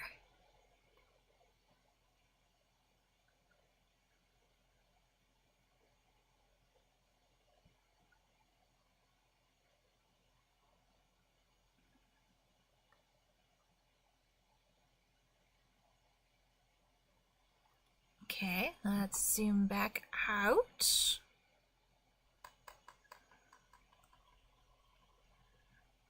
Not so much of a difference so far, but I think it gives the mug a little bit more character.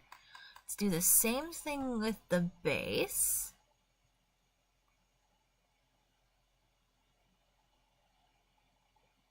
Just adding more details and distinction to the mug itself so that it looks like it deserves to have this really cool dragon on it.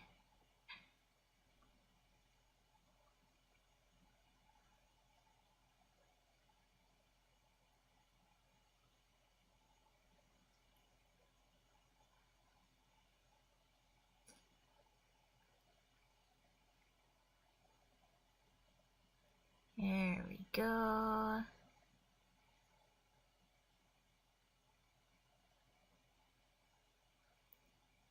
If there wasn't a problem with like Twitch and YouTube having like copyright rules, I would definitely have some music playing on Pandora while doing this, but Twitch and YouTube are both very particular about those copyright rules. Alright.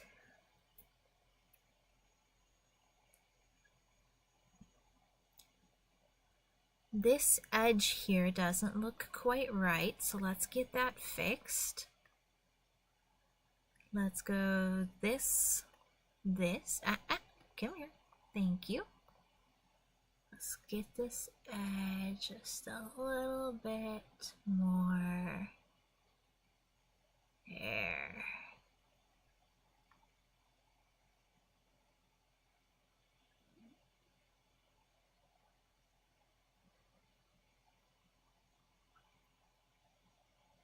I think I should have picked a different canvas to start with because the roughness of the canvas is making my edges not as happy as I'd like them. Alright, let's get this edge cleaned up, please. Thank you. Okay, let's shoot. Yeah, whatever, I guess.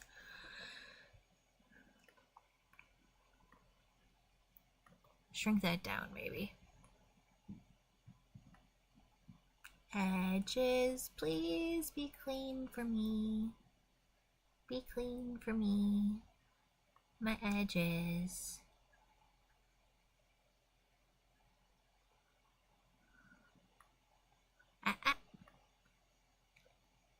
No, making that worse. Come here.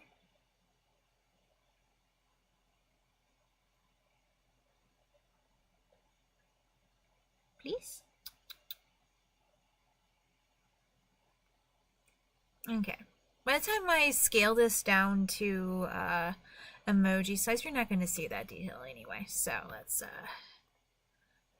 put a fan on that again. Let's go here. And then let's maybe just go kind of like...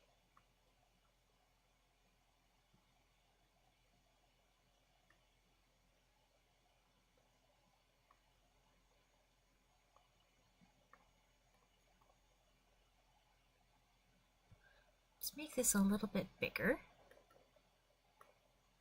And then we take it like this, and we go like this, this, this, this.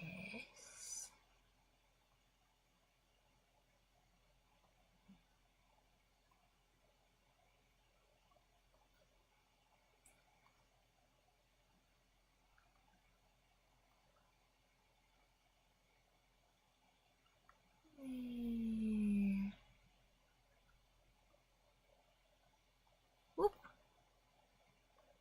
Not a good angle there. There we go, that's better. Whoop. And, okay. Perspective wise, this is an awkward bit. Alright. Nope. Okay. What about there? Honestly, that works just fine, I think. No. Oh, too much curved. Too much curved. Alright.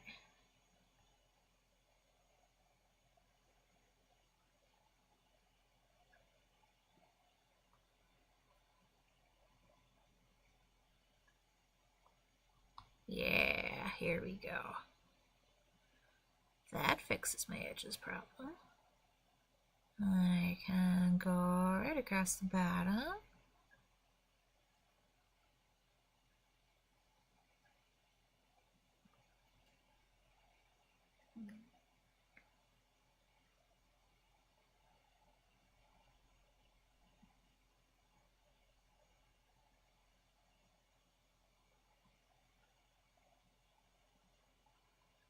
Come here. Yes.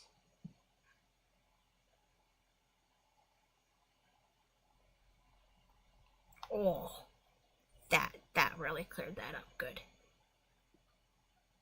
Nice. Yes, that really helped. Look at how much that detailing makes that pop, huh? Yeah.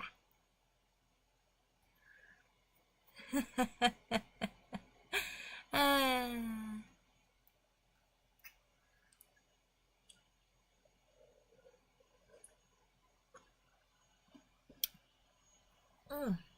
let's get this tea bag out of my mug. Tea bag.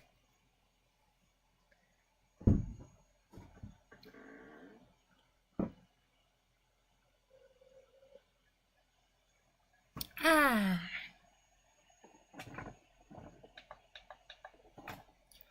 Wee. Ooh.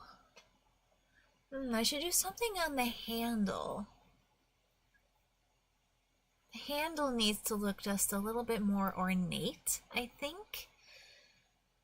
I'll do the same thing on the top that I did on the bottom. I'm thinking right now about what I should do on that handle when I get to it.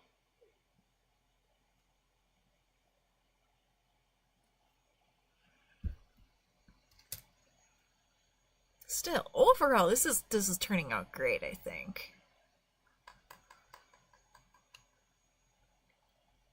Okay, so for this bit, I really want something that goes more like that.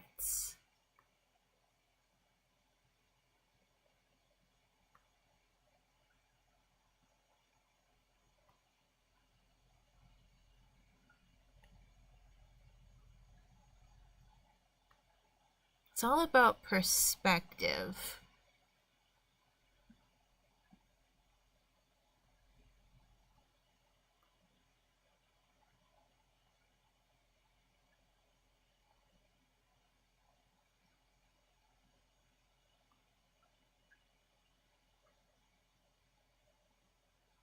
I think this bit right there is going to be a little awkward looking, but in keeping with the overall appearance here.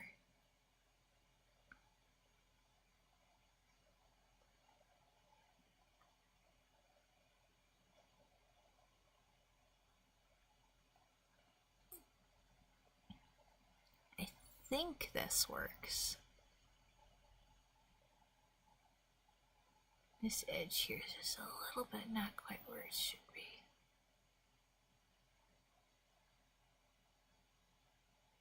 There we go. Maybe I need to go kind of like that, not like that. Rawr. But I feel like I need something that's like that. That one right there, just not right. Okay. Yeah, so let's go this. Oh, that's much better. No, not there. Not there.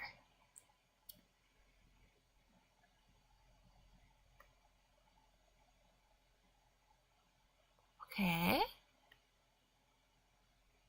Uh-huh.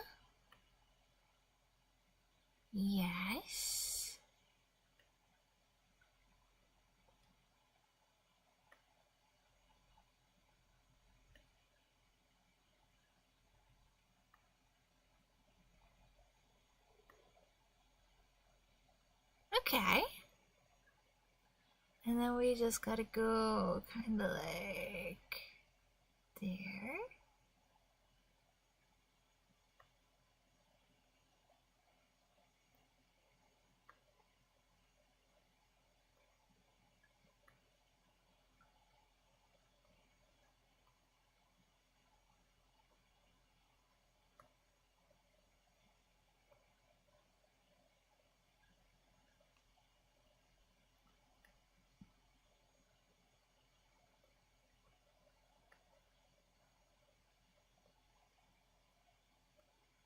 Uh-huh.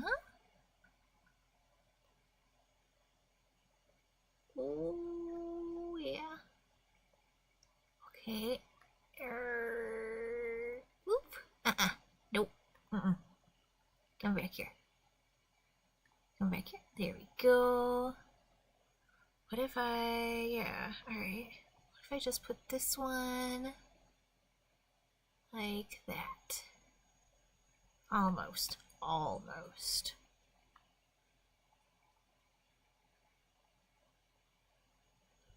Not quite.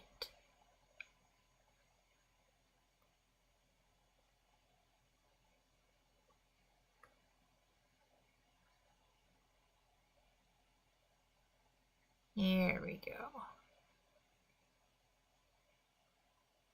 Nope, nope. Don't connect those. Don't connect those.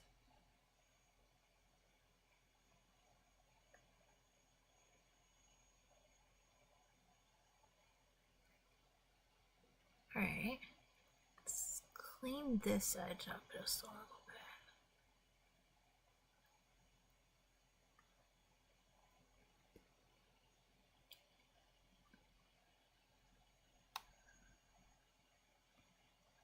Clean this up.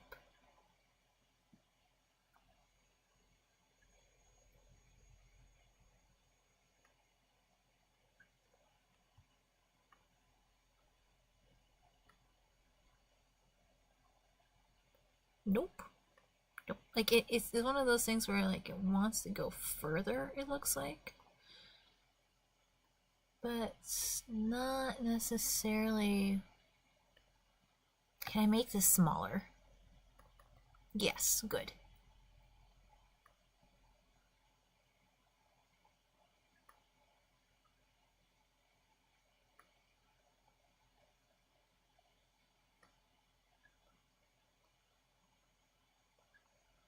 We're adding just a little bit more curvature.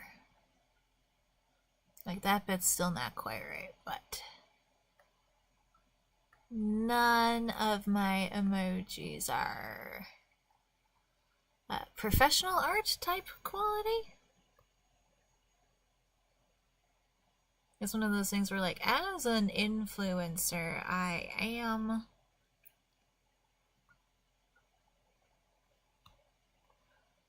considered in some ways a professional artist, but I am not a professional artist in this regard, if you catch my drift.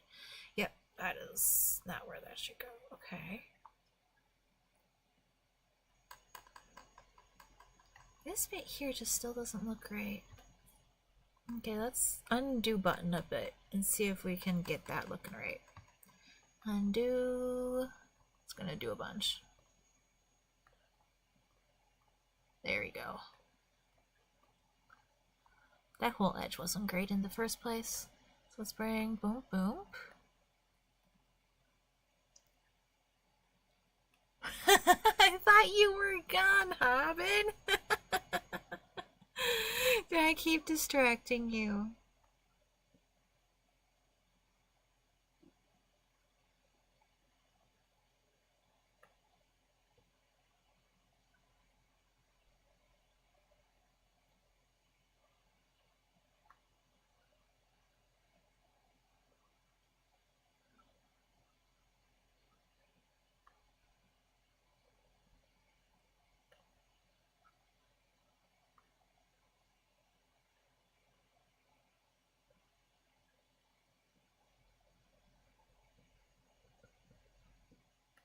Come here.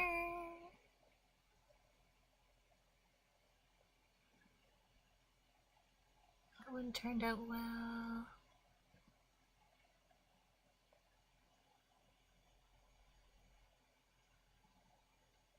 Oh, okay, that's good. You enjoy your breakfast, Tobin.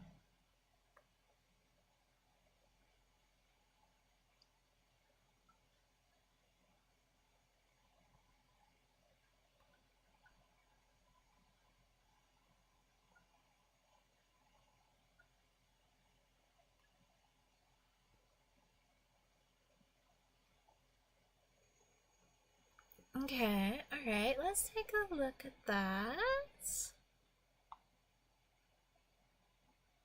There we go. It's not perfect, but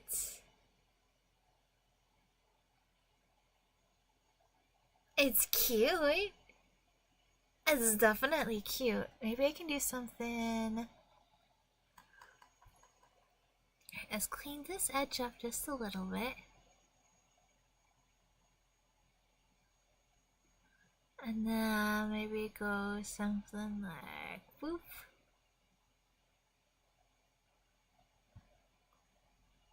Well, of course, that was all one stroke. It's okay. Thank you.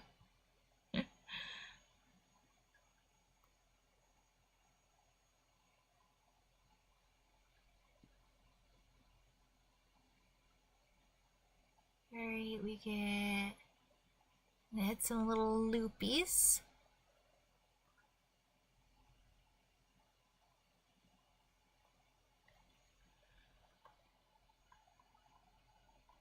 Alright.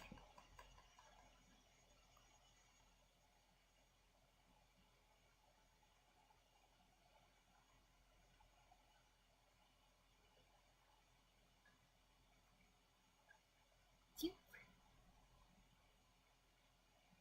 Choop. Choop.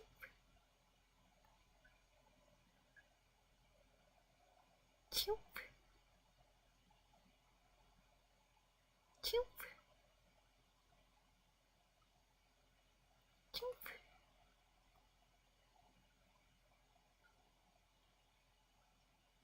Choop.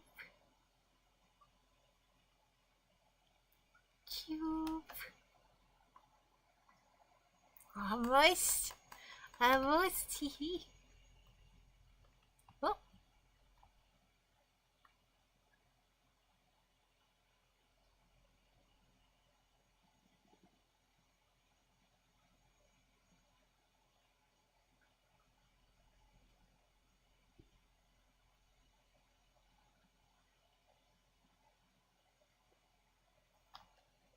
Alright.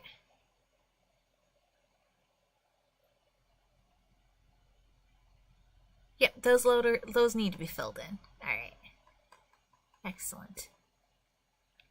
Let's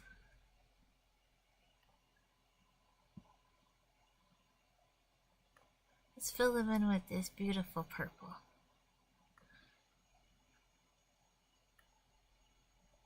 You gotta have your beer stein match your mead, apparently. Let's make this a little smaller. Zoom in. I'm gonna just real carefully do each one. Oh, let's also dry this layer so it doesn't blend into it.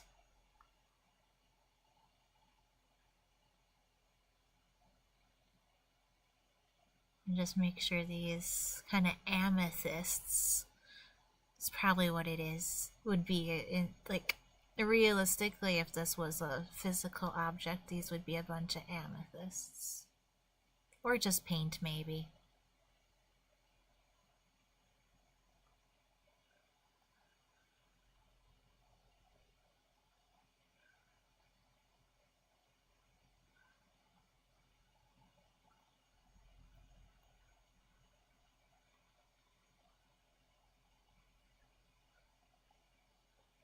Do do do do do. Do do do do do do do.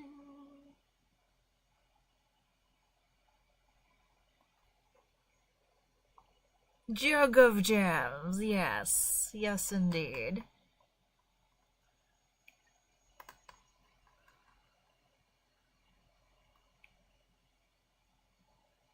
Oh, that dragon wing looks amazing zoomed in like this.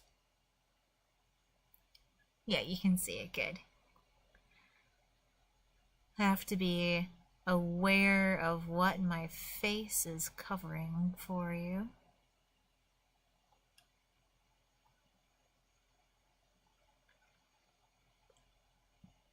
But yeah, things like this type style of stream will be more enjoyable when we get more people doing the voice chat with us. And that'll happen. Just over time.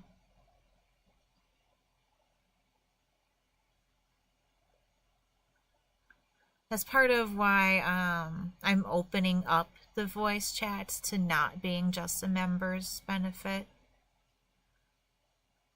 Because I think that'll make the live streams in general more enjoyable to my viewers as a whole.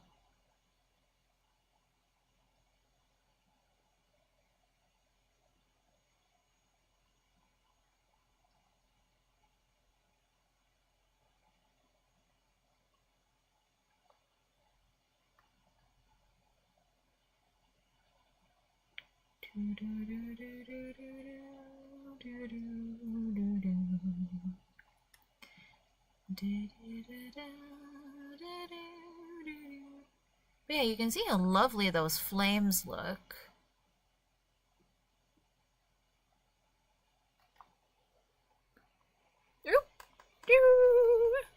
Undo that, thank you. Move the image, please, thank you.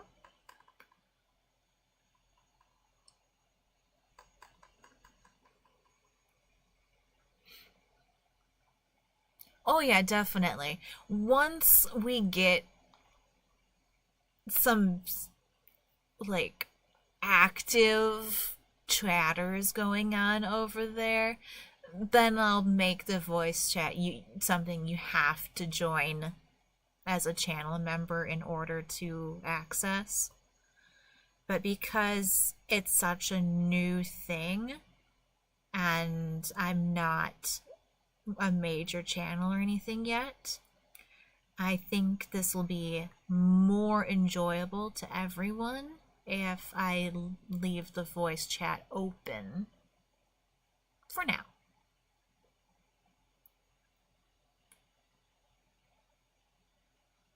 I think that's going to look really nice.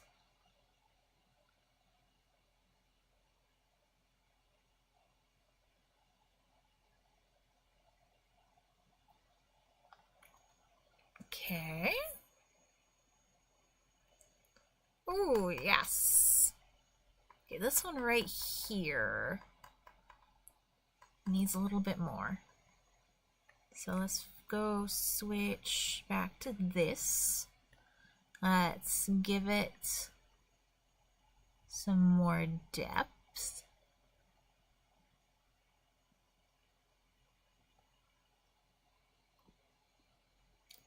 And then let's go back in with this and make this one bigger.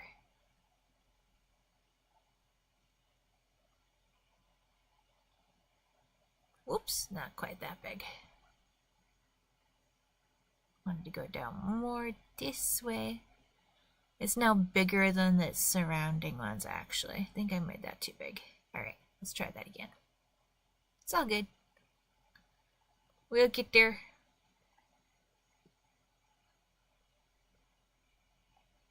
We'll get there.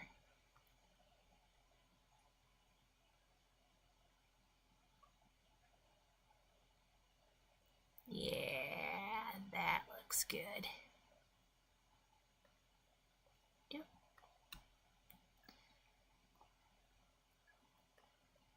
Now let's get back into my plum. This is definitely a plum purple. Like, this is the color of antioxidant to try to cure cancer with.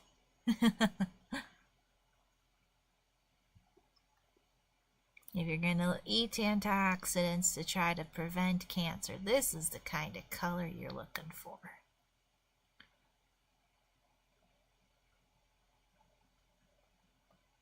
Lovely and rich. Beautiful. Excellent. That is now dried. Look at that. Alright, I need to do a little bit with the Stein. Oh yeah, I sent an invite to my friend Martin, who goes by Panda, to see if he could join the voice chat. He's the only like in real life friend that I actually have on Discord. Most of my in real life people are through Facebook because I'm old.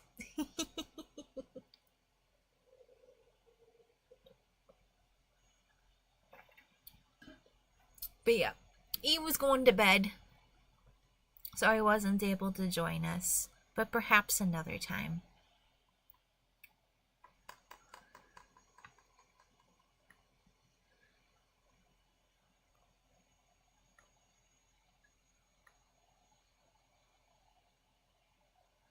But yeah, he's a chubby Asian guy who wishes he could be a wizard. And he officiated my wedding.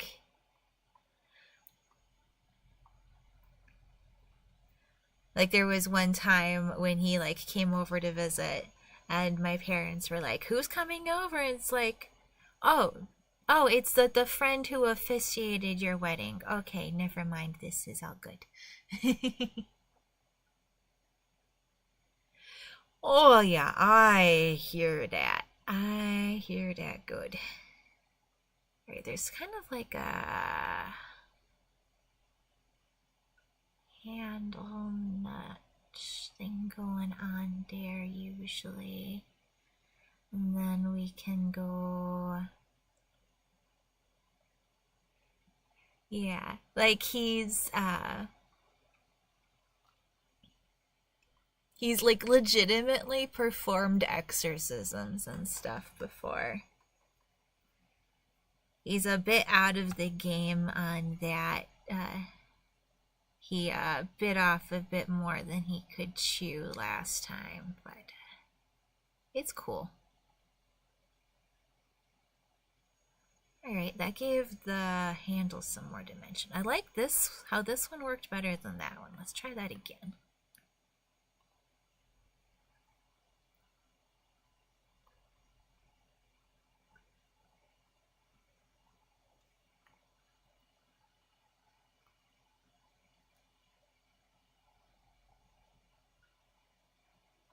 Nope.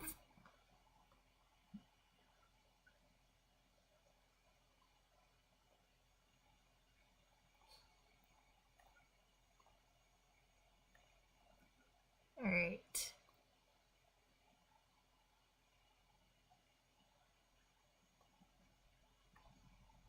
Like getting this first edge of it.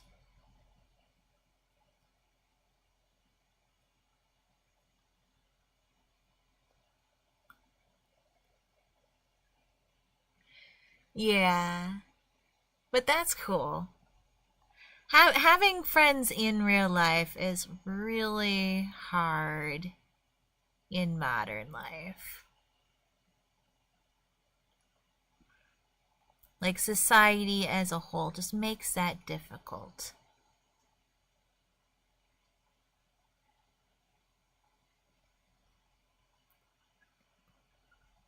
I'm I'm really blessed that my sister lets me kind of adopt her friend group.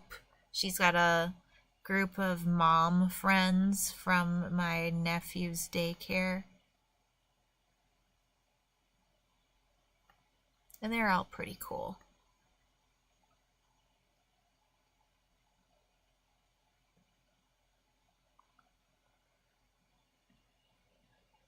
Yeah. The internet is kind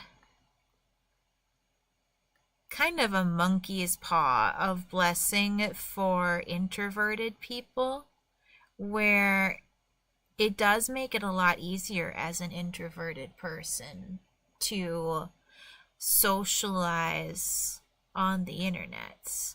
But um, by allowing ourselves to socialize on the internet, we're kind of restricting ourselves from socializing in person. And that makes it harder for us to have real life friends.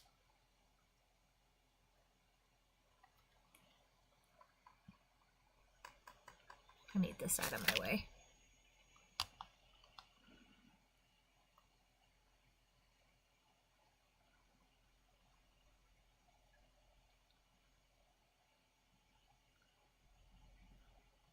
Get some line work around the edges. That'll make this more crisp.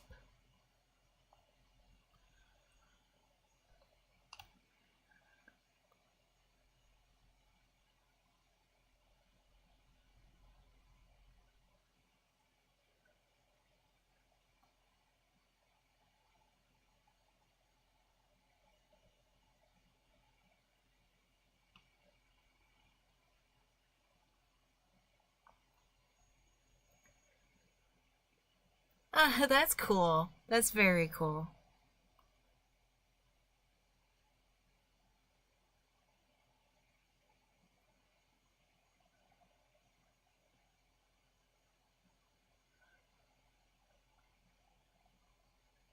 Let's get this a little thicker on the bottom because that's where the shadow would be.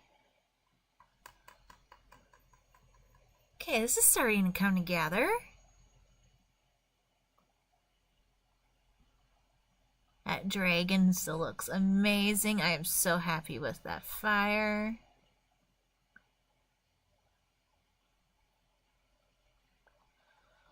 Okay, this part of the handle is a little not filled out right. So let's get that first.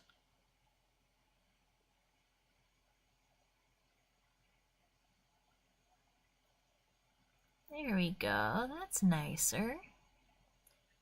Same with this edge.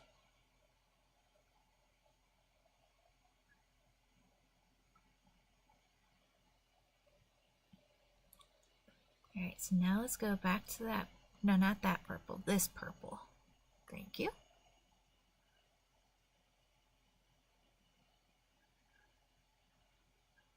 Let's get right in there. Try not to pick up that gray. Just get right on that edge. I think I need to be zoomed back in a little more again. Alright. Sorry if I keep going off camera for you guys.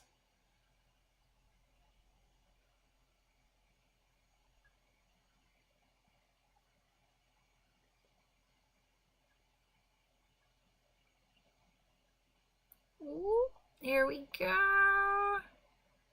Let's make this a little thicker. Like I said, the bottom side's going to be more shadowy. So this should be more thick, I think. Okay, wait, whoops. Gotta love that undo button. Yeah. We picked up a little bit of that gray. Let's work that back out.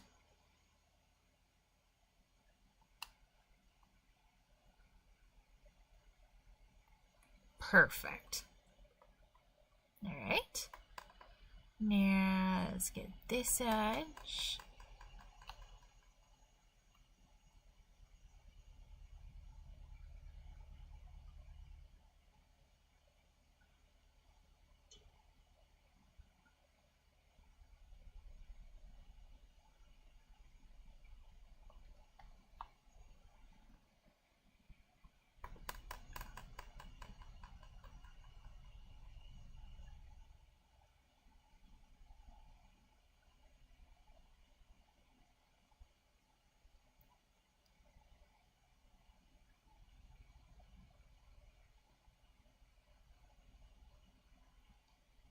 We can do this. This edge is looking kind of pixely right now, but I am zoomed really far in.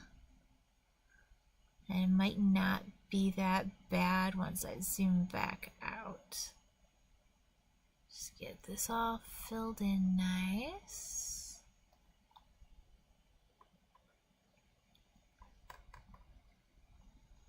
Okay.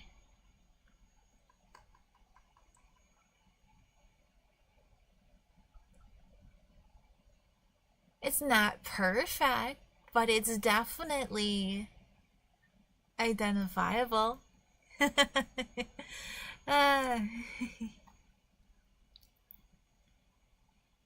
alright.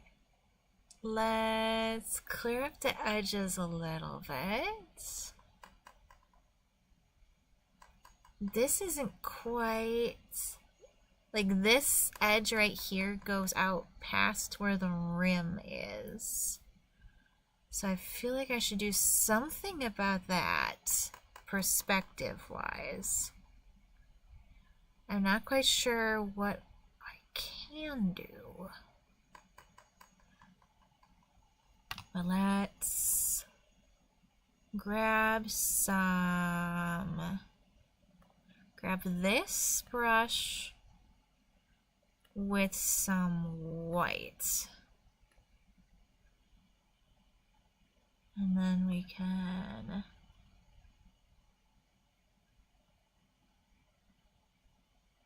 I think that's as far in as I can go and make it look okay.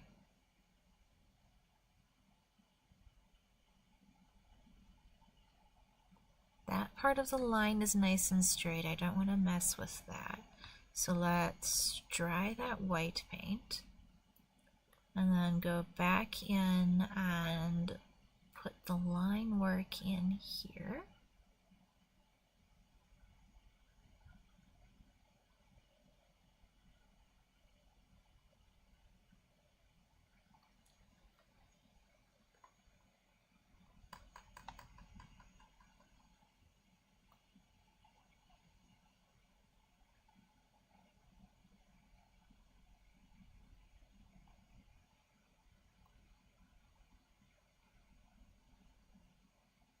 Come here. Get nice and smooth for me, please. Okay. I don't like it. I think I need just a little bit of the white here, just to clean up this edge. Yep. Then let's go back to the line work.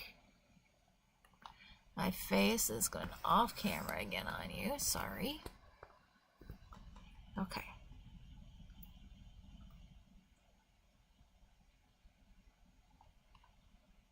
Undo, we can do better.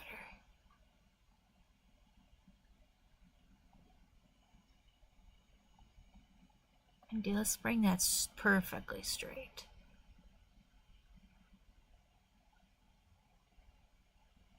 Okay, as far as my ability to make straight lines, that's pretty darn good.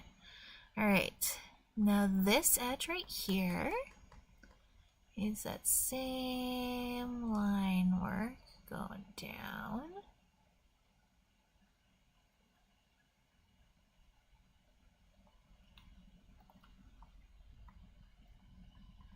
Okay, this is kind of a long edge, so let's just start at the top.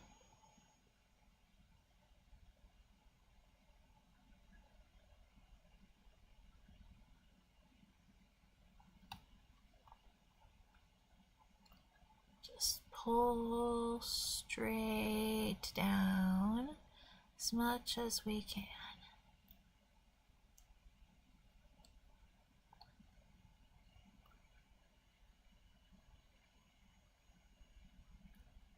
Go back over, get the empty spots. Yeah, that looks great. That looks great.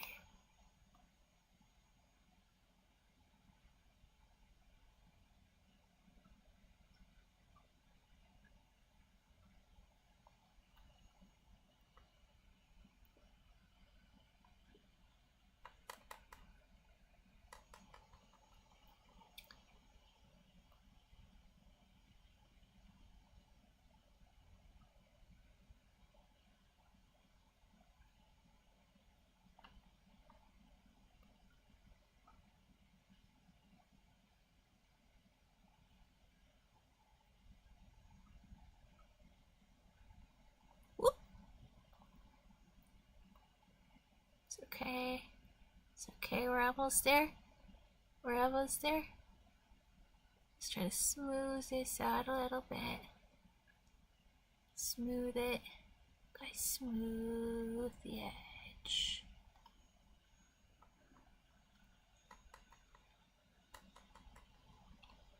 Just a little bit rough.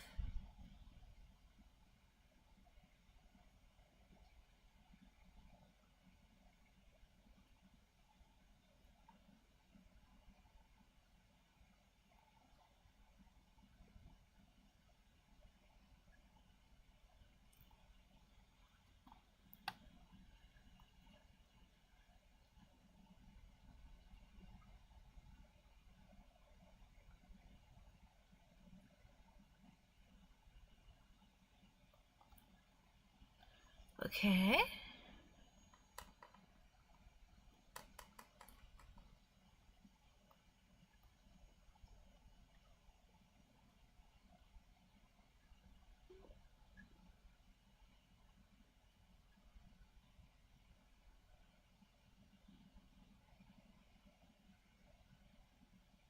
It's a little bit whatever. Just trying to fill in some of these gaps. So then once this dries, it'll look nice and crisp, hopefully. Hopefully.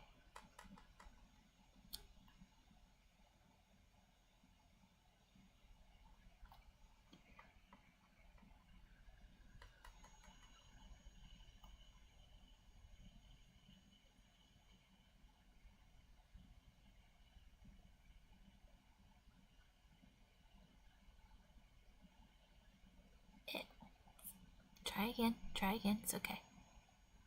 Try again. We're alright. Just round off that edge, just make it look real nice.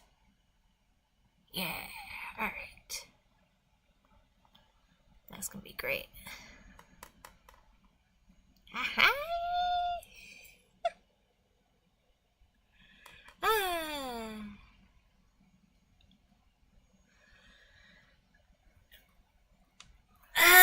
So good. Okay. Let's find out which version of text looks better on it, shall we? Nope, not here. Close, close, close. Back here. Gotta get some text.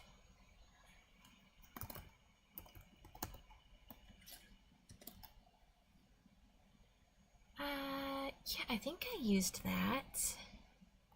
Size this up. Alright. Let's see how that one looks.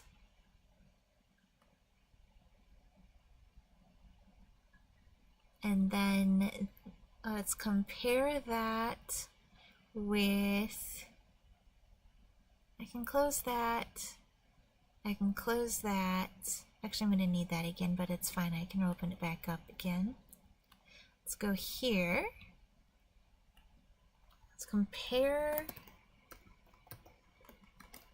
these two fonts and see. I mean, it's technically the same font for both styles of word art. It's just two different visual styles. Alright, so now we've got these two. I gotta admit, the gold does complement the dragon by itself much better than this one does. So let's go with the gold. And then let's go to Insert, Photos, Find Files. Let's grab this. And we want to put this so that we can see it, but it's not covering any of our hard work here.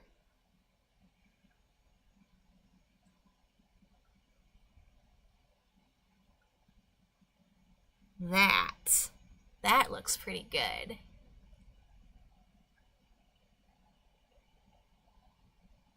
What do you think? Does that positioning look pretty good to you, Hobbin?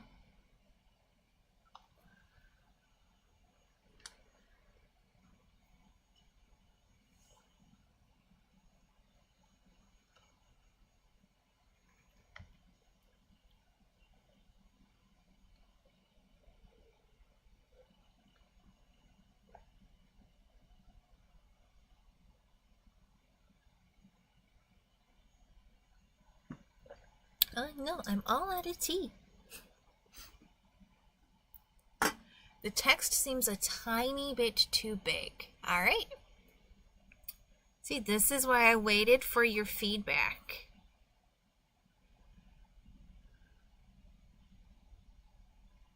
Kind of like... How's that? Maybe scale it down just a little bit more.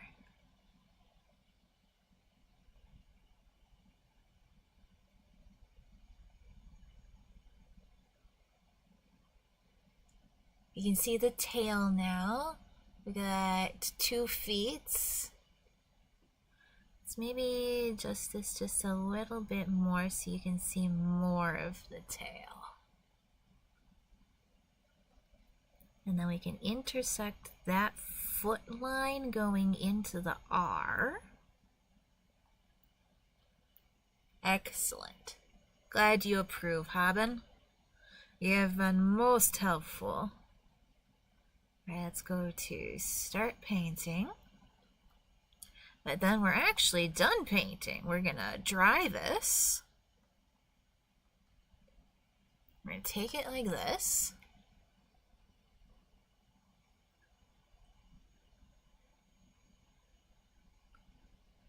And then let's snipping tool. Try to get a nice square cutout. Because emojis need to be exactly square. I can resize this a little bit after I do the background remover, but it's a really good idea to start. Oh yeah. Digital art and paper art are very different ball games.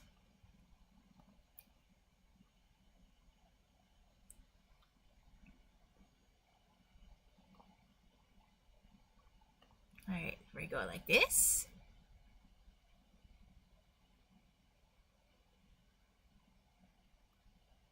Whee! Oh, beautiful.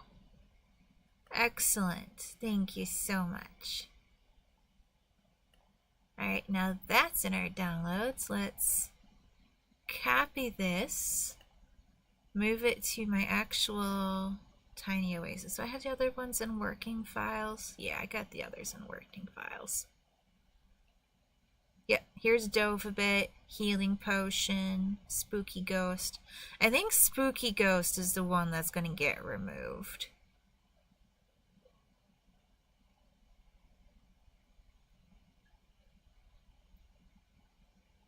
I hit paste. Did it get pasted?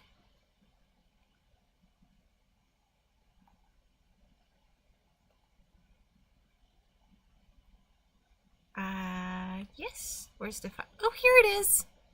Here it is. Okay, excellent. All right, so now I can open this with Photos. Photos is the right software. Because then when I go edit, it gives me the number. If I make this bigger, maybe you can see.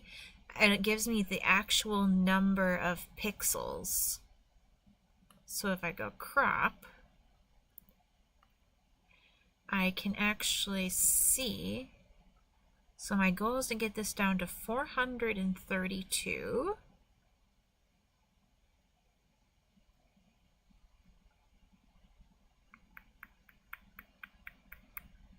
It's getting a little close on that side. Let's cut this side just a little closer. Oh, or just a little too far. There we go. So that's centered.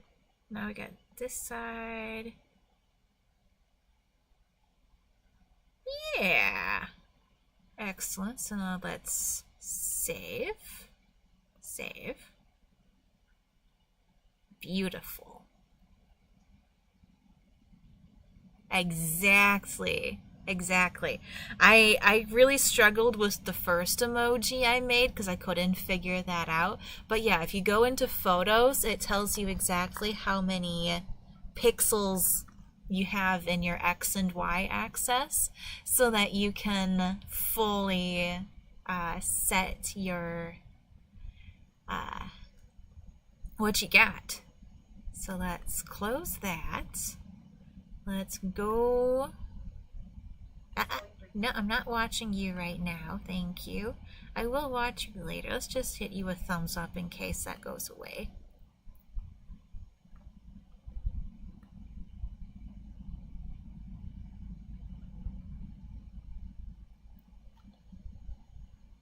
And then I can go. Yeah, so my previous members only live stream was kind of silly of me to do when I only have one member. I was hoping more people would show up for it, but it's okay. Couldn't get monetized because I played a music video for the intro for it. I think I'll do that for my other members' live streams as well. I'm just gonna hold off with doing another members only live stream until we get more members.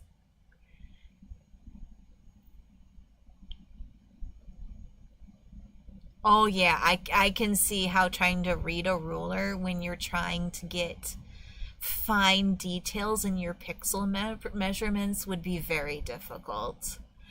I, yeah, what I recall about GIMP from when I previously downloaded it was just getting incredibly confused with how to use it correctly. It was a bit, I'm getting a bit old in my brain and not learning technologies as well as I used to. All right, but if I go into where is it? Is it customization or is it earn? I think it's under earn actually. If I go to memberships, my memberships offer, my levels are approved, badges and emojis. Yeah, I could make you guys different badges later. Like I could do maybe different colored bats. Because right now it's just these stars. I might make that change for you guys next.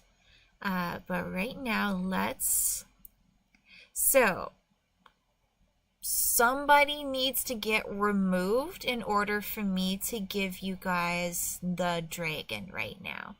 We can either remove Spooky Ghost or Spooky Cat in a Pumpkin. The healing potion is definitely staying, and Dovabit is definitely staying. So let's show you guys those other two a little bit bigger, because right now they're pretty small. So this is Spooky Ghost.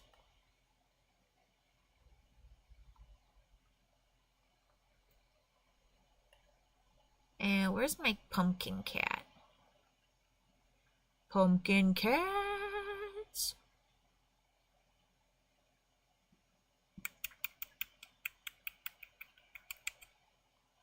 Oh, is that one still in downloads? I don't think I've moved that one over. Unless it's in the other folder. Pumpkin cat. Nope, definitely no pumpkin cat. It wouldn't be there. It's not there. I should definitely save like the proper version. I can delete this file because the dragon stuff turned out fabulous.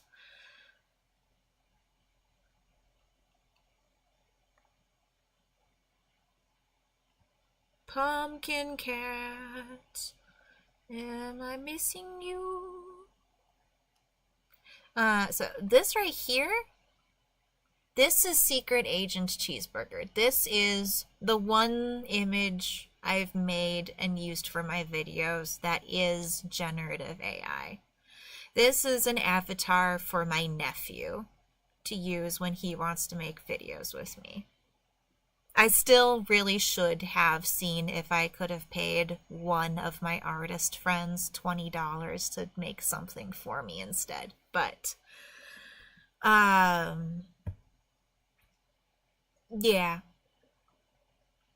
The super obvious tell that this is an AI image is the patty in his cheeseburger is made of cheese. No matter how many versions of this I attempted to go through, either the fox didn't look like a fox, or the cheeseburger had a patty that was made of cheese. So like, I made this in Adobe, and the way their process worked was you typed in your prompt and then you selected which of their suggestions looked most similar to what you were trying to get, and then you would run it again to get something closer to what you were aiming for. And I did that like 6 times to get this image. And each of those times it generated 12 images. So that was, what is 6 times 12? Math. Calculator. Come here. We got something. Calculator. I should be able to do this, but yeah, that was 72 images generated by AI just to get this one image. And every single time you generate one AI image, it uses as much electricity as a full charge on your cell phone. Not to mention the whole, like, what it manufacturing takes to construct an AI data center. So yeah, this was 72 cell phones worth of energy to get a little avatar for my nephew to keep him private when he wants to make videos with me. Yeah. Yeah, it definitely took less time than if I had tried to paint it or something myself. But yeah, I feel bad about it. I reuse that image a lot. I feel like every time I'm reusing that image, it in some way. Yeah, exactly. Exactly. Every time I use the image, I'm in some way making up for having made it in the first place, if you know what I mean. Nope, not that. Downloads. Where's my other downloads? Downloads. Where is Pumpkin Cat? Pumpkin Cat. Maybe Pumpkin Cat's gonna take the fall just because that's the one I couldn't find. Alright, so this is Pumpkin Cat emoji. This is what that one looks like. And then there was the boo. Yeah.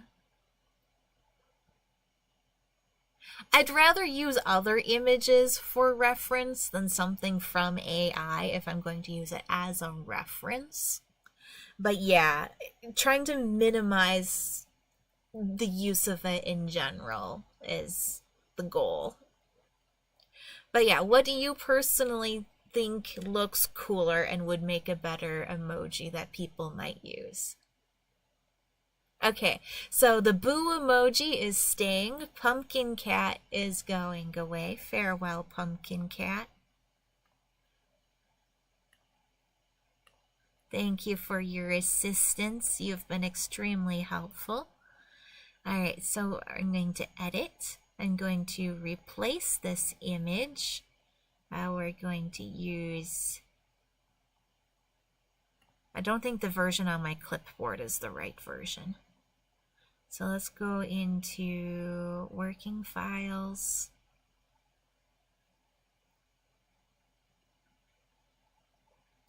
Cheers.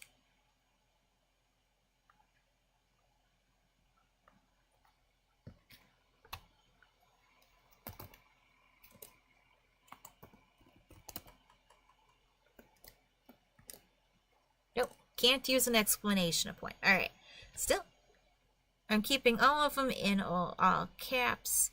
We got there. So we save and publish. The only one that I haven't painted myself is Dovabit. And I think that's okay.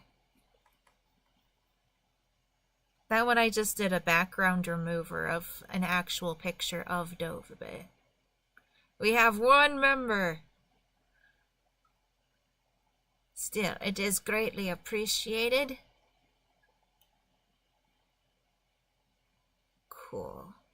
We can look back at the page. The emoji is approved.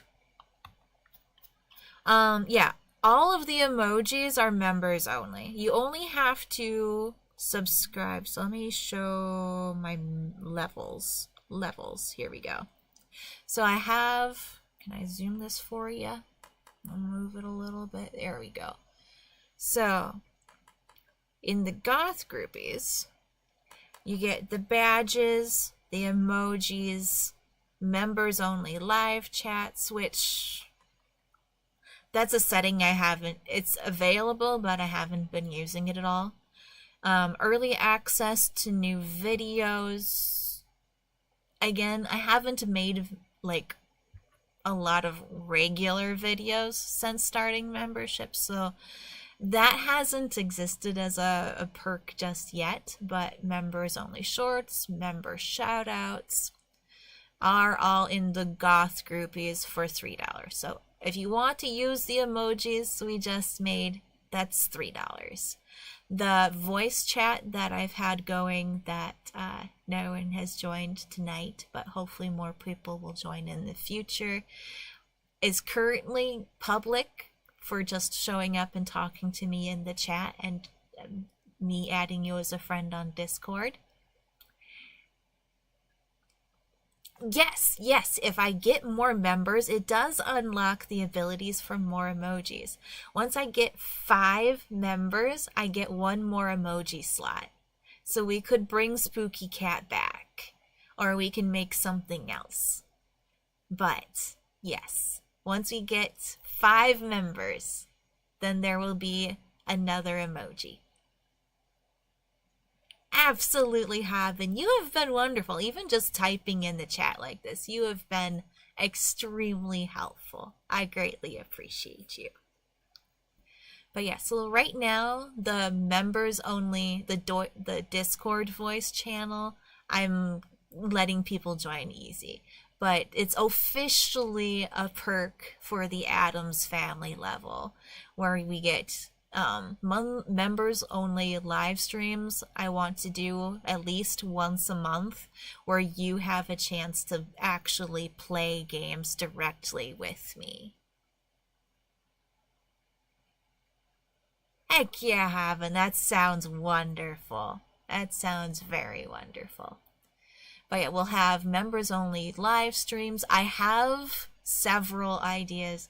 I have a members only video for a tarot reading that's actually targeted towards men. That is filmed and recorded. I just haven't edited it yet. It took a lot out of me to do all of the ritual and everything to actually pull that off.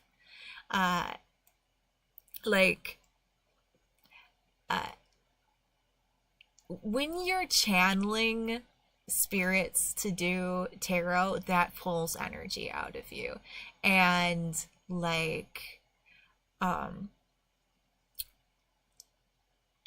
part of why tarot videos in general even when they're targeted towards just the collective, are very much distinctly targeted towards women, is because the general spirit collective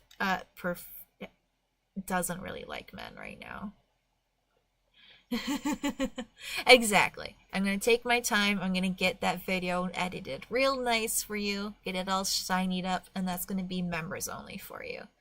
I also have in mind a uh uh oh, what was that, like a instruction manual type video for understanding and dating women. So like every all of my nerdy guy friends and guys I've dated have all been like, oh my god, I wish women came with an instruction manual. This is going to be my attempt to give that to you, and that's going to be another members only stream, not stream, video.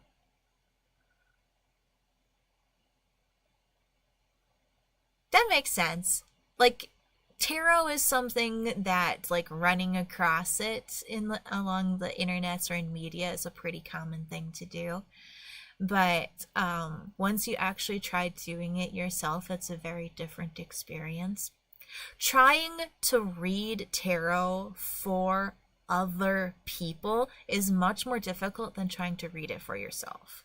Because when you're reading it for yourself, then the cards just pop out and tell you what the universe wants you specifically to know right in this moment. But when I'm reading for others, like trying to actually channel into that energy and get that collective group is much more difficult. I've got First I'm gonna edit a short that I'm going to put in unlisted mode, but then link in the Discord so that you can get a sneak preview of like what the process looked like for setting up the ritual to make this work. But yeah. I've got a lot of editing to do for you guys. Speaking of which, it is 2 a.m. I succeeded in my goal for you guys. We have gotten our new emoji made for you. It is incredibly beautiful. I am very happy. Yeah. But I should probably end the stream here and then get editing my other videos and stuff for you. I recorded another short like right before I started the stream as well. That's part of why I started so late tonight. I don't regret it though. I took a very like luxurious time getting ready for the stream and I feel a lot better. So this has all been wonderful. I've had a great time talking with you. Thank you so much for joining me and have a wonderful rest of your day. Bye!